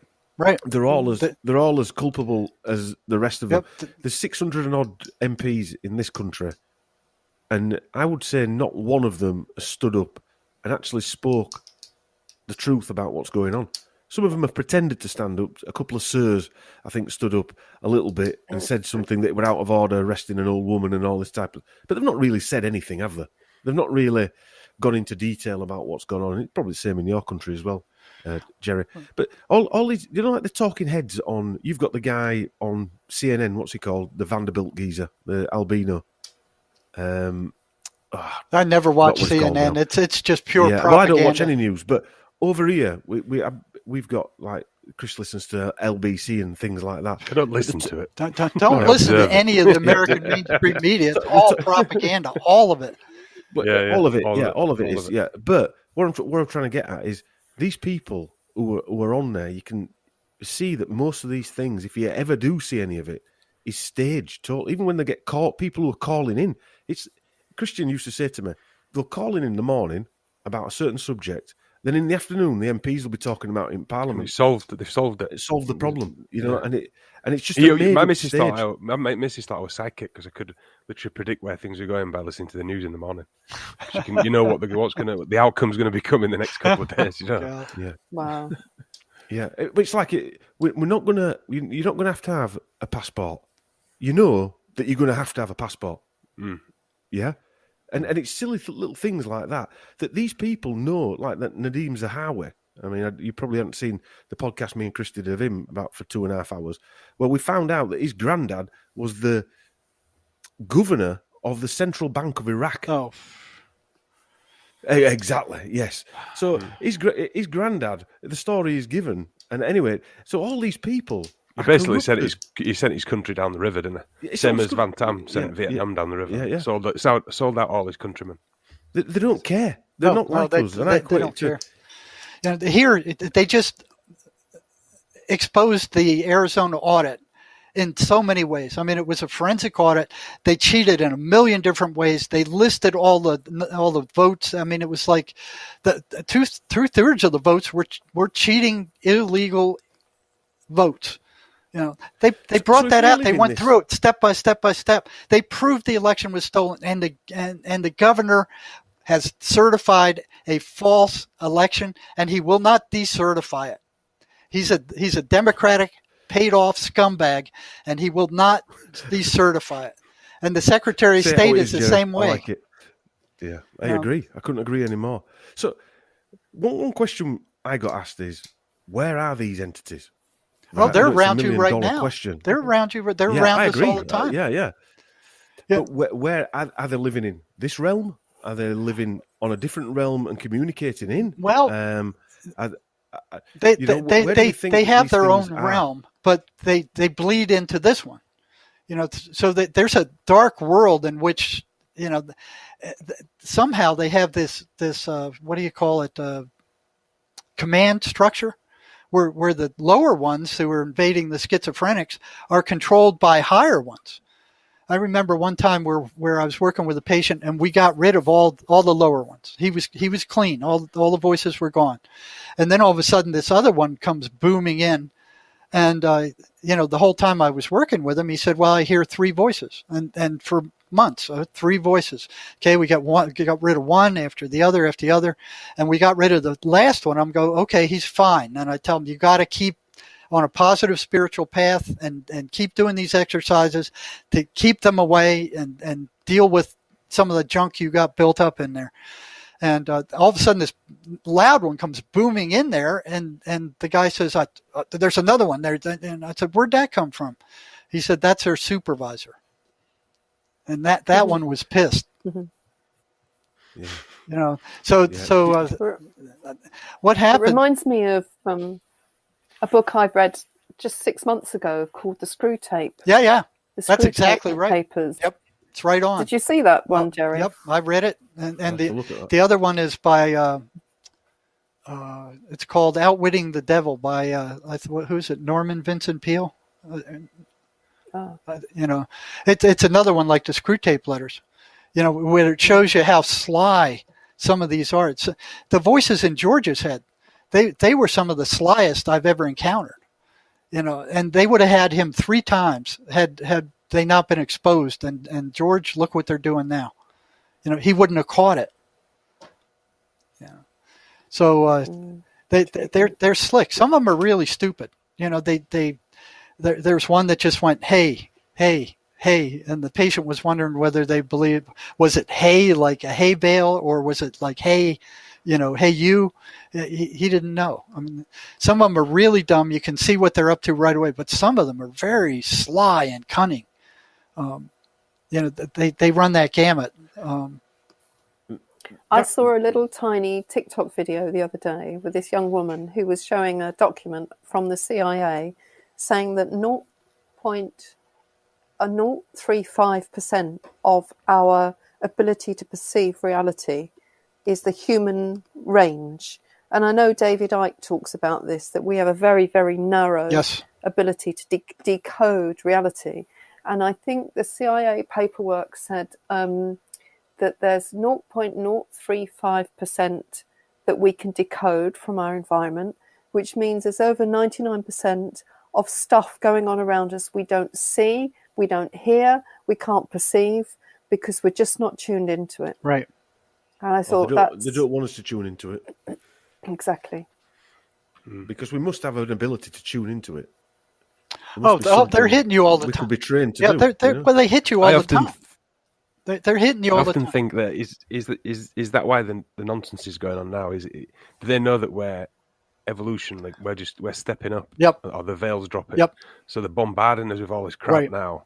So we don't notice we're unaware of his own ability that could just come into fruition. Yeah, they know their time is limited. Yeah, and we've got them to thank actually for this incredible awakening, this incredible raising of the vibrational frequency. And I mean, you guys will appreciate, even with you three here today, that we found a purpose. We found a purpose in all of this nonsense, Don't sound quite as crazy as it used to. No. Or feel quite as crazy as it used to. No. And there's a real purpose. There's a real sort of camaraderie. There's a real happiness to meet people that think similar thoughts to you. Yeah. And, also I find in our community is that there's a very a great, massive tolerance for all of those people that can't see. I mean, we're not gloating. We're not, sucking our teeth in. And do you know what I mean? We're actually very sad and hopeful that more people will join us, Yeah, someone said to me, why are you treating people that have been double tapped in your clinic? And I says, because they're us now. They've jumped over the fence. They know that they've been screwed over. Mm-hmm. They know now. They don't quite know like we didn't. When you first realise something, you can't know everything. But they know deep down now that the system is not what they've been told or led to believe. Because they're basically being called liars, and it's not their fault that they're being called liars. And also, the system spends billions of pounds and billions of hours trying to mind control everybody. Yeah. So we can't be too surprised that most of the people are mind controlled. Right. All of us have been at some point, whether we want to accept it or not. And also the biggest hurdle is, Dom, is on a larger scale of microcosm what Jerry talks about in the institutions, is the first realization is that these people haven't got your interest at heart at all. That's exactly right. Yeah. And that's the hardest pill to swallow for most people, isn't it? Yeah. Excuse me, guys. It's all right. Because we've been told that they always have our best interests at heart. Look at what the psychiatrists were doing during World War II with the Nazis. They were picking out who to execute. This guy's mentally defective. Offing. That was. I mean, if you were going to set up a torture plan, what they're doing now would be the typical good cop, bad cop torture plan, wouldn't it? Yeah. We're going to lock you down, but we're also going to look after you. Total confusion. Total confusion. And again, everything you're listing here, Jerry and Jenny, and talking about is the mainstream, not just media, but mainstream government, whatever you want to call it, that's happening now to everybody. The system is set up to destroy you. Yeah, and keep in mind, these patterns come from the psychotic voices that schizophrenics hear. And you can see the one-to-one correspondence between psychosis. I mean, this is psychosis being manifested, right? These patterns. And look at the leaders. They're as crazy as any schizophrenic, what they're doing to us. Yeah. I mean, it's the same patterns on a macroscopic level. Yeah. Boris Johnson's a pathological liar. Yes. He can't say anything true. Well, he can't even answer how many children he's got. Do you remember last Christmas when they were on about whether we could have Christmas? It was their decision. And a week before before Christmas, he said, if we were to stop Christmas, it would make us inhuman. And then they stopped Christmas. I remember hearing it and thinking, what does that even mean? Is he admitting that they're not even human? What is he saying there? He actually said it the week before. I don't like Christmas, but... Yeah, well, me neither. But yeah. Okay, well, number 10. Stressing out the whole nation. Yeah. Number 10. Number 10, Jerry. They maneuver for increased control over their victims. So I remember some of the patients. One guy said when he first started hearing voices, I said, well, what did they tell you when you first started? And he said, well, they told me to do weird stuff like go pick up a pencil or sit down or walk a certain way. So it's almost like somebody getting into a new car and seeing how it worked. How obedient he is. Yeah, it was weird. But that's one thing they do. They will take more and more and more control, until they get to a point where that person isn't coming back. Can you see this, Jenny, in like when you hear these like Susan Mickey and people like that talking? Can you see that sort of behaviour in them when? What, that they're... Well, last week we were having a discussion because we were meant to record last week. We had some technical issues, but if you remember, you were saying you can, when you're listening to these people talk, you can sort of see that they're lying, if you like. Oh, yeah. What I do is I listen. I watch the video without the sound on. That's right. That's right. Yeah, and the minute I can see the face, it doesn't matter what the words are. I can see their whole countenance, who they are, what they're hiding, what they don't want to reveal. It's all in their body language. I'm not a body language expert, but I can see through people very quickly. I think I told you guys last week when we were doing our pre-run that I used to take patients from the waiting room at the doctor's surgery to my office at the end of the waiting room. And by the time they'd come into my office and sat down, I knew what was wrong with them. And it literally took, 10 seconds to walk down the corridor. But what's happening is I can sense and feel on a completely different energetic level to anything they're going to tell me. So I would never say to them, oh, by the way, I think you've got this problem. That's not very ethical or professional. But, by the time they'd sat down, within seconds, maybe 5 minutes, they were telling me what I already knew. Yeah. And that was fascinating. So I think over 20 years of doing this, and Jerry, you might be able to confirm this, that you get to just know, you just get to feel the energy coming out of somebody. And I think, was it you guys we talked about this with last week, but with Boris Johnson, I can see he's just a henchman. He's got no conscience whatsoever. Mm-hmm. Don't think he likes what he's doing. But I've said that as well, actually. Yeah, he's going to do it anyway. Yeah, he doesn't care. Do it anyway. Yeah. Me and Dom, when we did his thingy on Boris Johnson, I think what we kind of agreed on was he looked like he'd been put in that place. He was a bit of a playboy and a bit of a trier as he went through his life. He was given he was helped all the way to the point where he became prime minister. He was a spoiled prince, didn't he? He was, he behaved like a spoiled prince because his dad's got more clout than he has. He behaved like a spoiled prince. Then he got given that prime minister thing. He thought, this is brilliant. I've got this. And we as a suspicion that he didn't realise that this was going to happen. So all his, bravado of getting there was kind of ruined with this. That's why he looks so distasteful of what's going on. Yeah. He thought he was in for party time. But he reminded me of George Bush on 9/11 when he was in that school. Oh, yeah. He just sat there with that blank look on his face. He didn't even, he knew it was happening. He knew it. Yeah. Well, we were on about this, Jerry, and it was Webster Tarpley I saw talk about George Bush. And when he sat there, he said it looked like he was scared. Like he didn't know if he was going to get it next. Yeah.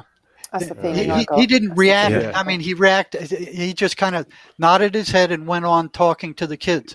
Like he was aware that it had happened. Terrified and also like, my God, they've actually done that. That's what they've done. When I get an Air Force One, am I going down? They threatened Obama on that one. Yeah. But going back to what you were saying, Jenny, about Johnson, you're right. He doesn't like, but these people have been subjected to. When we did our Blair presentation, we found that in 2 of his schools, there were 2 paedophiles in each school, and one of them we class it as a junior school or his first school here. Was his comforted him while because his dad had a stroke privately on numerous occasions. This is documented, and he was a known paedophile. And then in his secondary school at Fetters in Edinburgh, another known paedophile was his mentor. Wow. And his nickname was Miranda. Yeah, and You've got to ask. Do you know when we did that, Chris? I wanted to go for a shower. You felt like you'd been part of something you shouldn't have been, just from doing the research. Like you'd been part of something awful that happened to that boy.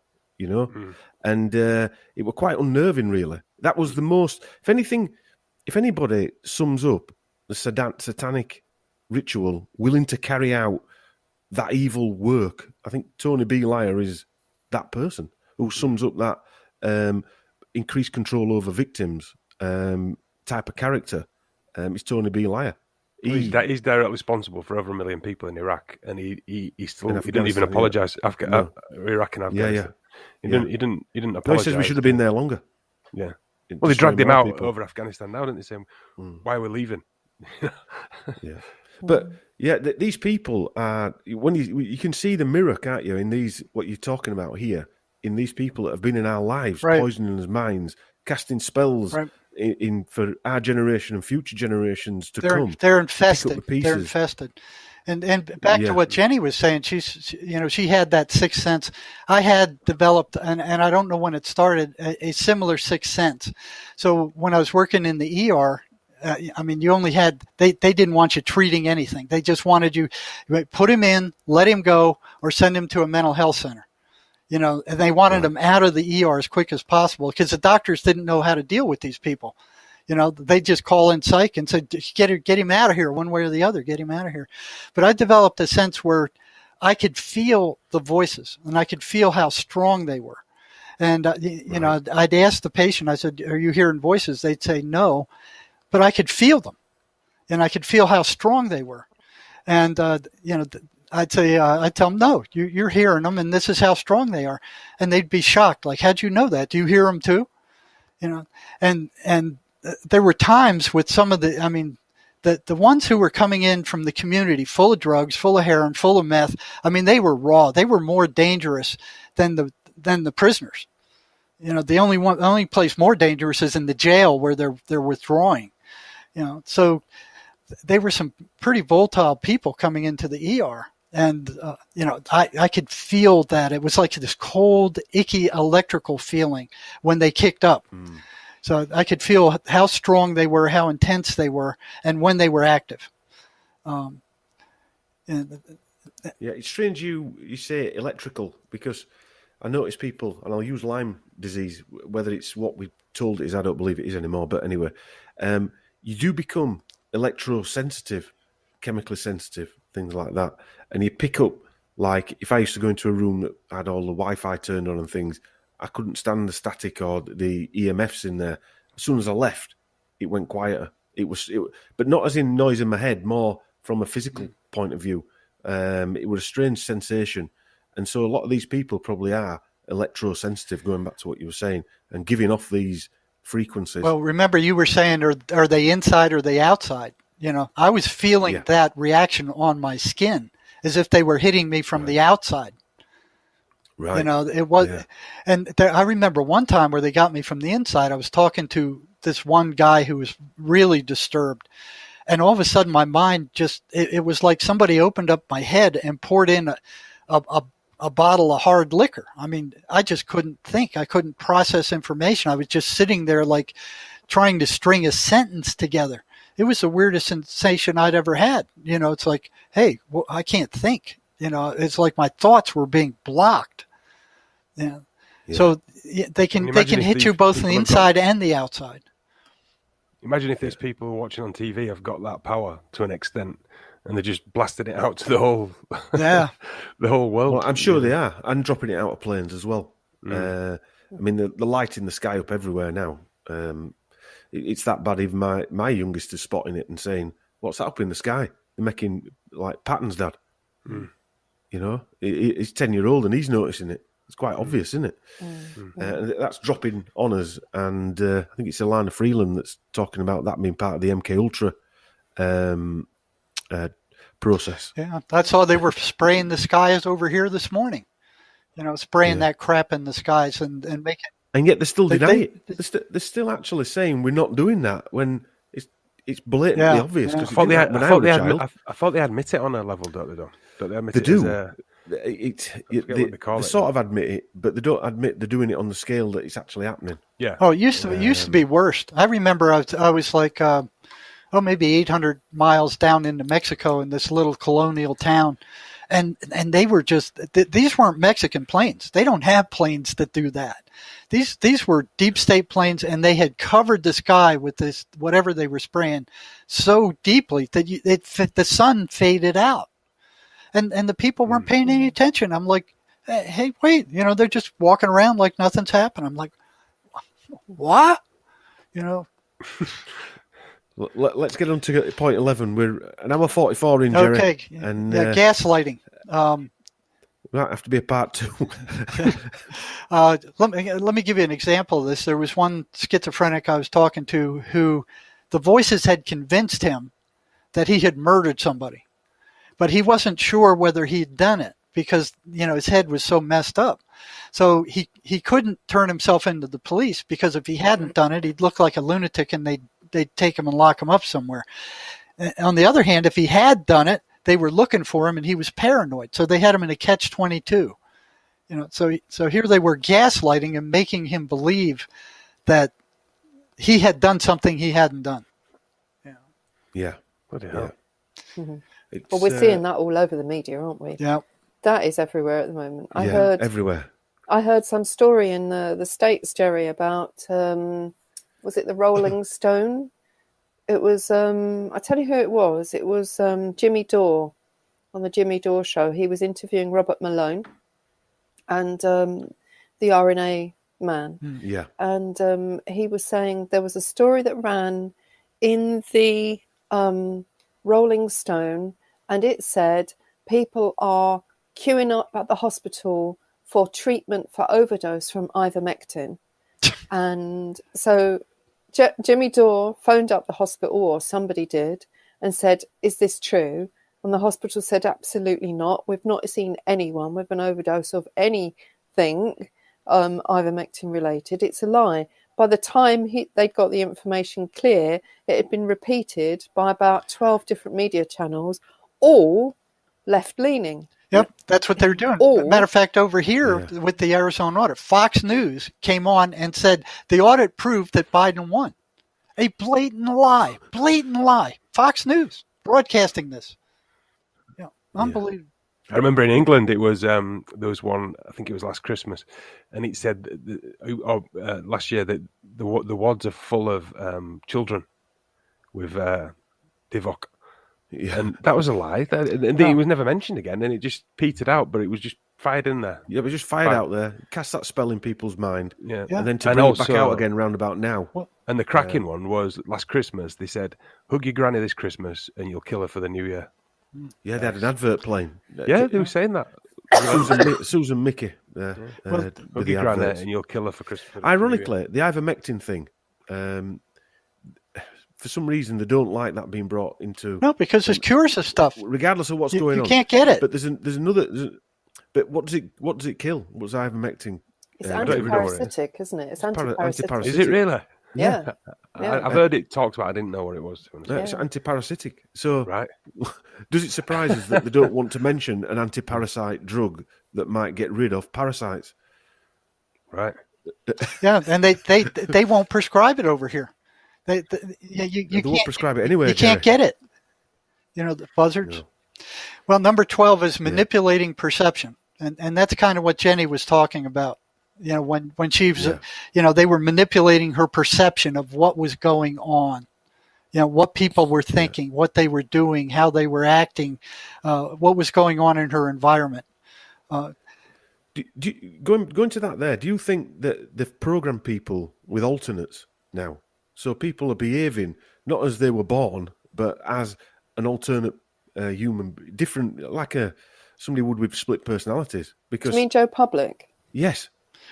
I think there's an element of that. I mean, if you take my daughter's father, he's on the spectrum anyway, but he's just unrecognizable. He's just an advocate for Big Pharma. Yeah, a shell. I mean, where has his humanity gone? Yeah. I see a lot of people like that though, and just that blank gaze, like they've been inside and they haven't. Like they've been somewhere, one of these facilities that Jerry talks about, and they haven't been there. But I suppose they haven't they, over the last 2 years? They've been in an open air facility where they haven't been able to do anything. Right. They don't call it programming for nothing. Yes. Yeah. Shall we pick a few of these out, Jerry, or we're going to miss them again, aren't we? Yeah. I know you want to go through them all, and I want to go through them all. Let's move quickly then. We already covered they have complete access to the memory. 14, they demand that the victim not tell anybody about their presence. Just like the deep state. They don't want to be seen. They're in the background. They're in the dark. They don't like being exposed. And anybody who tries to expose them, they attack and beat down. Same thing with the voices. When the patient tries to tell somebody about them, don't tell him. They'll lock you up. They'll think you're weird. They'll send you to the psychiatrist. And they do. The voices are consummate liars. See, they don't care whether they generate that negative emotional energy with truth or lies. It's easier to make up a lie. And most of what they tell people are lies. Again, what we're seeing now. They're lies. I was just about to say, when you're going through this, Jerry, I'm getting confused whether they're talking about now or the schizophrenics. They're the same. That's what I'm saying. They're the same. Totally, schizophrenic voices are the same as these nutcases that are running our world right now.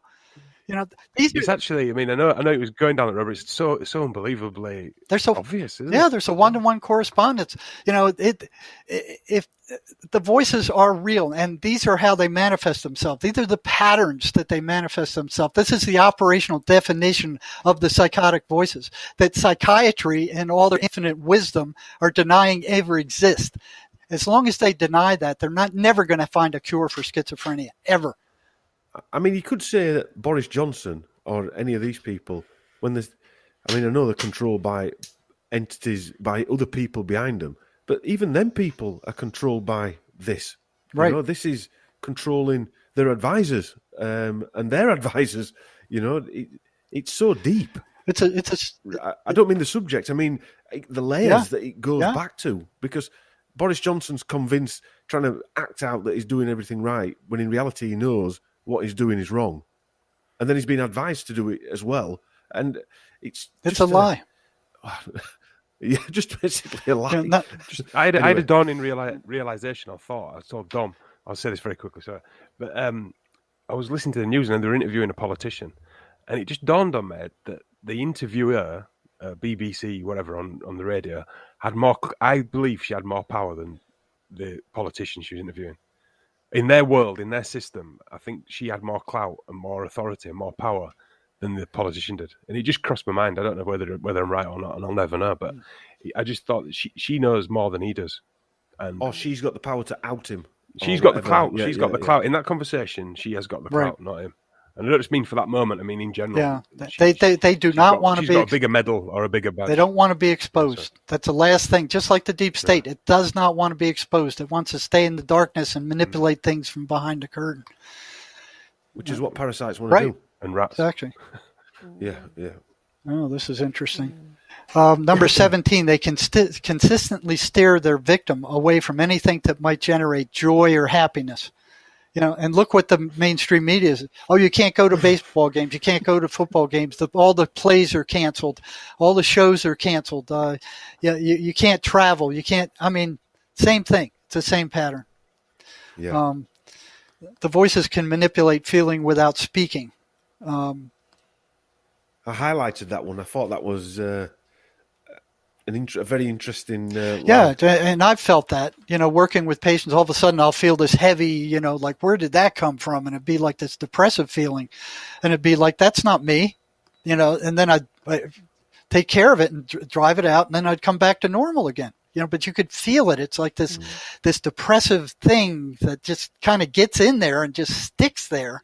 And you go, what's causing that? And that's like the obsessional things that people go. I know people that have basically bet their own life savings away and have continued to try and win them back, getting deeper and deeper into trouble. And now they've got no pension, if you like.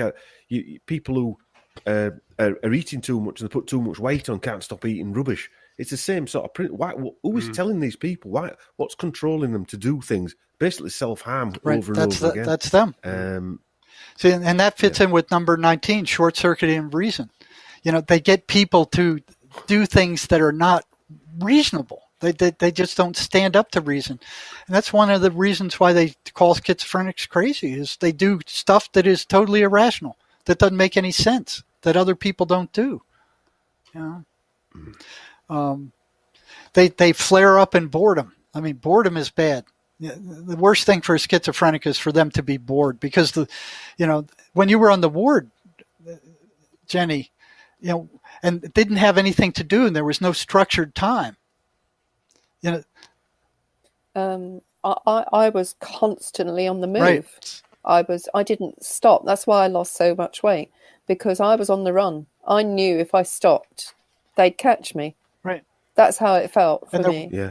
They basically made you uncomfortable in your own skin. Oh, yeah. They do. Which that part is, that being comfortable in your own skin is reality, isn't it? Mm-hmm. So they've knocked that reality out. Yeah. The voices try to pass themselves off as thoughts belonging to the victim. And that's really important, because I've known several patients that I worked with who asked the voices, "Who are you? What are you?" And they would say, "We are you." If they can get the patient to believe that they are the patient, they are him, which is what we're taught from the time we're little kids. All your thoughts are yours. But if the voices can get them to believe that they are the patient, they're gone. And the doctor's telling them the same thing at the same time. So they're totally alone, aren't they? Selective forgetting. The voices can make them forget anything. So I'd have them write stuff down when they came to my office, because all the homework that I gave them, now they have to do the work themselves. There's nobody who can do the work for them. They have to do the work. They can break out of it. They can recover, but they have to do the work. Nobody can do it for them. So what would happen is I'd ask them, hey, write this stuff down, because by the time you leave, if you don't write it down, you're going to forget 85% of it. So they have to write it down. The voices can. What's the biggest rising disease? What's the biggest rising mental disease? Dementia. Yeah. Is that another part of this whole nonsense, if you like, that's making people forget? You just said they forget things. Is that another element of it? Is what I'm trying to say. They don't get the voices, but they get the brain freeze, if you like, and lose the memory. And a word that's bandied around now for the last year or two, brain fog. I mean, that's brain fog. Lyme disease, brain fog's big in, if there's a community for Lyme disease, Lyme community, brain fog is a major part of the, and Jenny will come across that, a major part of chronic fatigue and all these other illnesses is brain fog.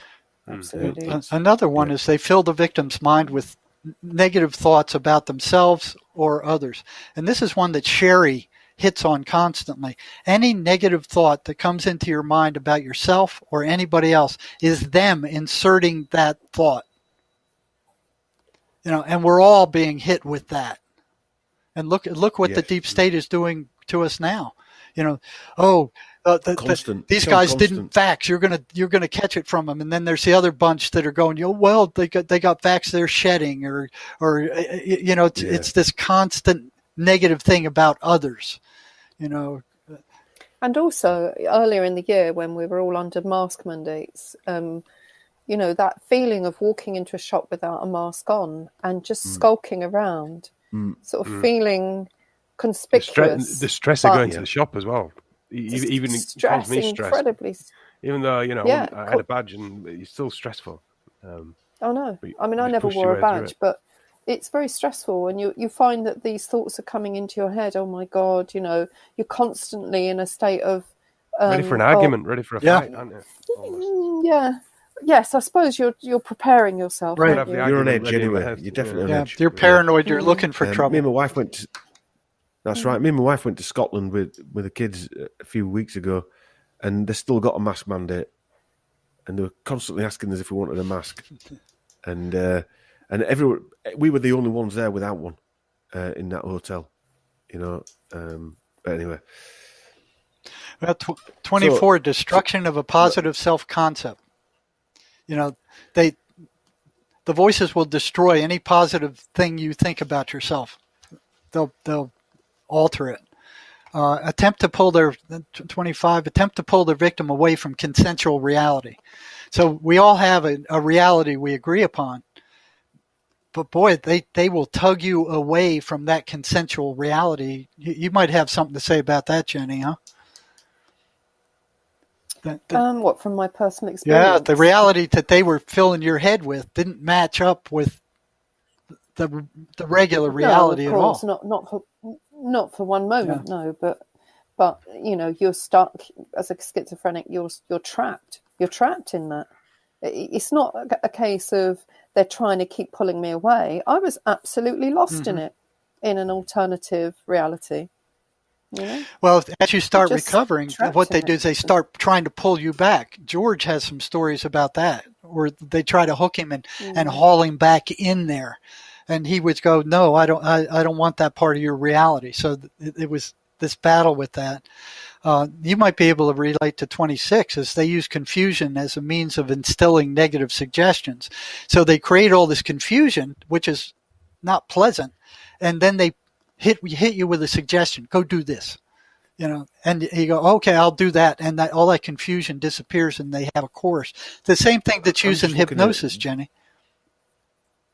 Yeah, I'm just looking in disbelief at how every one of these points to what we're going through now. It gets weirder and more obvious, doesn't it? It just, flabbergasted. Yeah, you think you're talking about the mainstream media, and these are psychotic voices.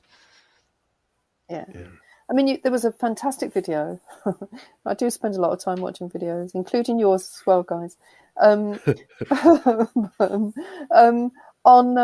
hypnosis. There was a guy who was an ex-stage hypnotist, and he went through all of the ways in which the deep state or the mainstream media have hypnotized the people. All of the mental confusion and all of the conflicting messages, all of the which way's up the right way, no one knows, all of the fear-mongering, and then they slip in the suggestion. Right.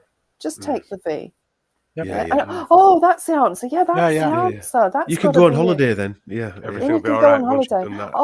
Yeah, of course. Yeah. But then they move the goalposts, don't they? Yeah, but it's all set up like one of those, like Starsky and Hutch, for argument's sake, that they solved it after they were an hour show and they solved it.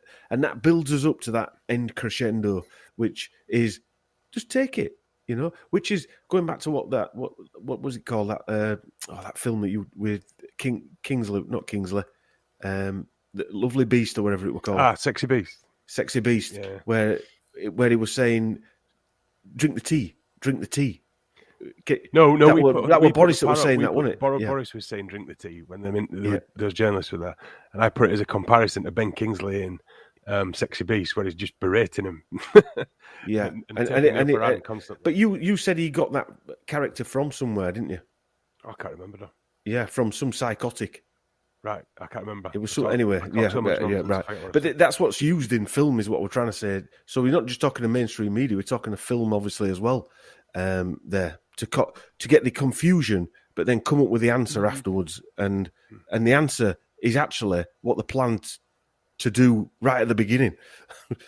Exactly. Got there at the end. And the programming's thrown there, like Jerry's saying, now with TV and everything, the answer is usually most films, the conclusion is someone gets shot. Yeah. That's a way to deal with it. And like you said, that's the answer to everything. A bit of violence will solve it. Look what's happening. What's happening. My youngest was watching what's them films with Vin Diesel in it? I get called Vin Diesel, but what's them films with Vin Diesel in it? Vin Diesel. Fast and the Furious, and that guy who were in them, Paul Walker, got killed in a car crash, and the whole film is about driving cars fast and crashing them and doing all that, and he actually got killed in a car crash, high-speed car crash. Yeah, I don't think that was a coincidence. Look at how many kids watch that and how traumatized they are from it. Well, if you were really into satanic rituals, that would be like you couldn't plan that any better. There was a lot. I don't know them films very well, but I know there was a lot of dodginess around his death as well.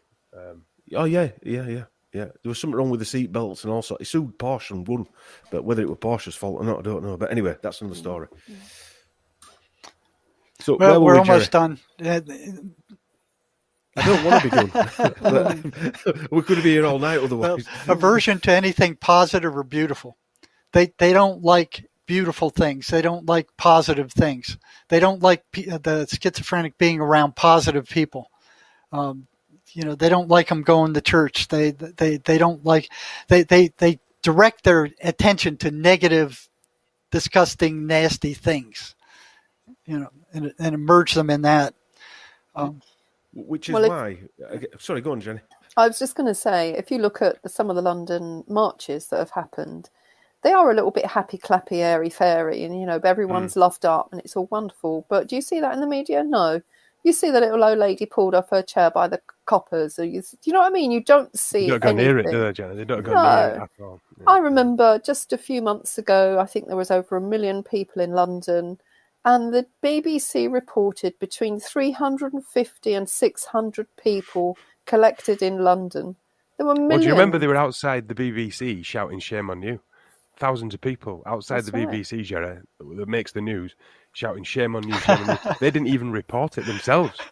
No. It wasn't even mentioned. Did Really? No. They were outside the window shouting "Shame on you, shame on you." Yeah. Thousands of of thousands. I was there. thousands. Yeah. Was you there? I was there, yeah, I remember it. Yeah, maybe a brick or two through their window would wake them up. I think if the building had been alight, they wouldn't have reported it. They just didn't want to report it. It's simple as that. Amazing. They haven't reported anything. Yeah. Unless anybody gets arrested. If they get arrested, then they'll report it. They did the same thing to... But like Jenny was saying, maybe there's too much positive energy for them even to be able to go near it. Do you know what I mean? Yeah. Maybe they just warded off. Like It's such a high vibe. I mean, you think about it. All of those people that meet in London, we should be dead 100 times over. If this virus is as contagious and as evil as it is, we should all be dead. Or at least reported on and grassed up and said, look at these lot, they're spreading it, blah, blah, blah. Yeah, Not even but it didn't mentioned. suit their agenda at the time. Yeah. So, okay. Well, it's real clear. They've been planning this for, 10, 20 years in advance? And the rest. Yeah, I mean, there's plenty of evidence that Probably Gates and the rest of them have been planning this for a long time. This pandemic. I'd say since the Flexner report, but way back then maybe that they were getting people ready to be. Because can you imagine this? Just after the First World War at the turn of the century, there wouldn't have been riots. There'd have been people running around in this country, smashing. They were terrified of a revolution just before the First World War in this country, and so the war actually stopped a revolution in this country. Really? So, with Ireland kicking off over here, there were proper problems as well. And I think Winston Churchill again was involved, Mr. Satanic himself. He was involved to crush them, and then the war broke out, and everybody forgot about the Ireland problem and the problems over here with the big trade unions and things. Well, that's the same thing that happened with 9/11. It's Cheney announced like the night before, hey, we got $1 trillion missing from the defense budget. We have no idea where it went. The next day, the World Trade Center blew up. Everybody's attention was distracted there, and not to the $1 trillion that vanished out of thin air. Yeah, that was gone now. I think the records just happened to be where the plane hit the Pentagon as well. Yeah, that's. Do you mean the hologram? Well, whatever hit the Pentagon. That's where they kept the records for the. I think it was $3 trillion. Well, anyway, whatever it was. Thermite. I mean, you could see some of these films where you could see the thermite explosions blowing out as they went down. I mean, that was a controlled demolition if I ever saw one. That building collapsed at free fall speed. Free fall speed. I think and then disintegrated as well. Yeah, and then they shipped it off as fast as possible. They packed it up and shipped it to China before an investigation could be done. Well, I tell you a book you want to read, Jerry, is by Judy Wood. Where did the towers go? And it might change. I agree, it was controlled, not the controlled way we think it was. But she wrote a book there that nothing else needs to be written after that. It's very rare. You see maybe about what was used, but the actual definition of where did the towers go, they just evaporated. They turned to dust. But I mean, that's another conversation. Is that? But we could go on for it. That could be about 10 shows. Well, they actually had a film of that as it was collapsing. This big girder, just that was sticking out. Yeah, it just disintegrated. It just disintegrated. It just vanished right before your eyes. It's gone. I mean, there might well have been thermite or bombs used or something like that. There's something else. Something else happened as well. Something else happened there. But anyway, like everything else, we get told double bluffs and treble bluffs and things like that. But you can't. You've got to trust your senses, haven't you? When you see something like that, I remember my eldest, he saw it and he went, "That's just turned to dust." And that were about 11 years ago, 12 years ago, you know. And yeah, anyway, poor kids, I've subjected them to all my research. Good for you were going to say madness then, but then Yeah, it's more like madness, yeah. Where were we, Jerry? Which number are we on now? Number 27, wasn't it? Well, let me see. We covered that one, 28. Oh, no, we did that. And I think we kind of covered 28 too. It's the voices are parasites. They're energetic parasites, and trying to tell a schizophrenic patient that will set them off. So you better brace yourself. And those of you out there working with schizophrenics, psych nurses and psychologists, and forget about psychiatrists. Those guys are gone. But there's other people working. Don't take our word for it on these symptoms. They're there. Open your eyes. They're right in front of your eyes. They're right there. All you got to do is open your eyes, get rid of this bull crap about them being hallucinations, and start talking to these people about these things. They'll tell you. If you talk to them, they will tell you. You know, they're not that far out where they can't tell you about that this is what the voices are doing. And you'll see they run this series of patterns over and over and over again. And if they're running patterns as extensive and persistent as these, they are not hallucinations. That's a bunch of crap. That psychiatry is blowing up your butt.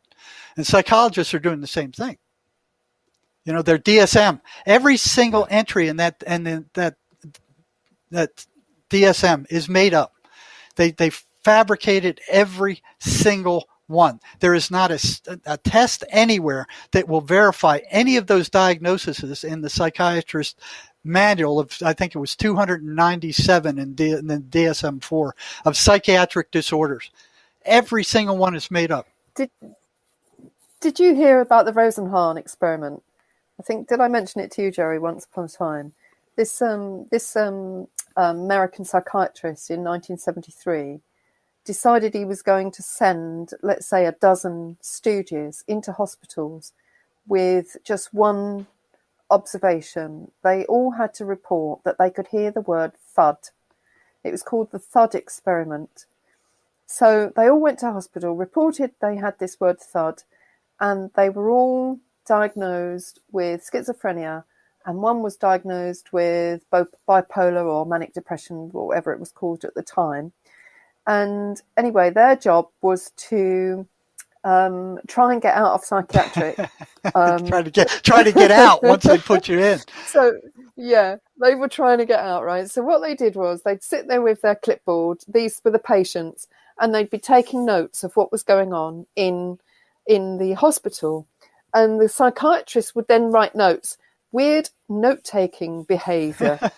And the inmates would say to the guys who had been stooged, you're not one of us. What's going on? You're not one of us. And he'd go, shh, I'm just observing what's going on.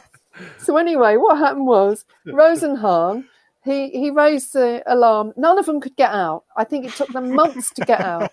Even when they said, there's nothing wrong with us, we've just been sent by Rosenhan, they said, strange ideation. Yeah. So anyway, eventually he sprung them all out somehow, and the head of the Psychiatric Association in America was furious. And they said, right, send us anyone you like, we'll identify your stooges. So they did the experiment again, and the head of the AMA said, we've got all of the names. Here they are. And Rosenhan said, well, I haven't sent anyone. Good on him. The power of doing nothing. They did another one where they got a group of psychiatrists together and had a stooge present a series of supposed symptoms. And they didn't know what each other were diagnosis they were given. And it just varied all over the place. You know, so there is no test for any of these psychiatric illnesses. None. Zero. It's all in their heads. Whatever they think, they write these things down. And the main reason for their existence is so they can bill insurance companies. they got to have a diagnosis to bill insurance companies. So they have this meeting once every couple of years, and they all get together and they vote in these new diagnoses, and they vote them out too. Like they had. I think there's a deeper level, though, don't you, to this? Sorry, Jenny, go on. No, the DSM manual really is just a drug sales manual. That's all it is. It's how to sell drugs. There's a deeper level to all this, because on the surface, you've got these psychiatrists who want to be looked at as though they're clever. They've got the status of being this professor or doctor. You've got the financial aspect from a pharmaceutical, and the shareholders and the stock markets, etc., etc. But then on another level, someone knows that this is fundamentally wrong, and it's altering humans across the world. Not just the poor people who's suffering, but the families and everything else are under trauma as well. And that is done for a reason, because these things feed off. But like all these corruptions, Tom, all these corruptions, they play on our egos and then money. Yes. But like you said, deeper down, there's something else going on. Where Well, who was the guy that came up with that? Sigmund Freud. He was the guy that first came up with the ego attached to sexuality, that then his nephew carried on, Edward Bernays, that then his nephew or great-nephew, Bernays, who owns Netflix, or Netflix, whatever you want to call it, he started Netflix up. So it's gone from 150 years of Sigmund Freud, Bernays, to his nephew Bernays, and we're still being fried with all this information and witchcraft from the same characters. Over and this is even more dangerous because it dumbs you down as a human being. I mean, you can't function normally pumped full of these drugs, and the antipsychotics are actually rotting their brains out. So they're slowly destroying them. And these people know this. So before we finish, have we got I'd like to hear something from both of you on probably the links to mainstream media that you've that we blatantly see with that list there that you've just read out, that everything that you read out there is what's happening to everybody. Have you got anything else to add that you want to add before we finish? Because we're running up to 2 hours 16 so far. I'll let Jerry go first, then Jenny can... You can visit the website Sherry and I started. There's tons of videotapes on this subject. We got testimonials from patients we've worked with. We've got current news. We've got programs. That's a live program that helps schizophrenics fight the voices. And we've got a book out that kind of covers all this that Sherry and I have written. Now Sherry, book is that? Yeah, I've read it as well. Sherry heard voices like Jenny did when she was young. So Sherry was the first one that I was. Yeah. She turned out to be an engineer, but she was the first one that I could talk to. So the book's called, just hold it up again, An Amazing Journey into the Psychotic Mind. Breaking the spell of the ivory tower. It's like a thriller, that is, Jerry. Yeah, it's like a thriller and an educational book. Yeah, really good. That took us 2 years to write it. Cool. I'll put all the links up in the descriptions because we'll probably get away with this on YouTube. I don't think we've said anything that's that out untoward with the thought police. What about you, Jenny? On a finishing note. What can I say? I mean, pleasure to talk to everyone. Can people get in touch with you? What sort of work are you doing currently? Yeah, currently, I'm really doing more Zoom and Skype sessions, or if they happen to be local to me, which will be Suffolk in the next probably month, they can come and walk in my woods with me, and we can do walking therapy through the woods. So I've just bought a piece of woodland with 2 other people. So basically, I don't expressly work with schizophrenics, or at least let's put it another way, I haven't done yet.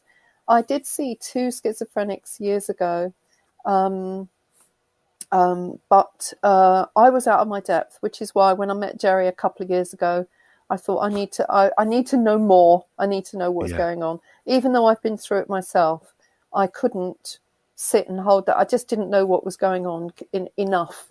And I think Jerry really did fill in the missing part for me. But people can reach me on openmindtherapy.co.uk, or I also mentor and supervise my colleagues on the openmindtherapist.com. So that's how people can reach me. Right. And I'll put all those links in in the descriptions as well. Thanks for tuning in. See you next time. Bye.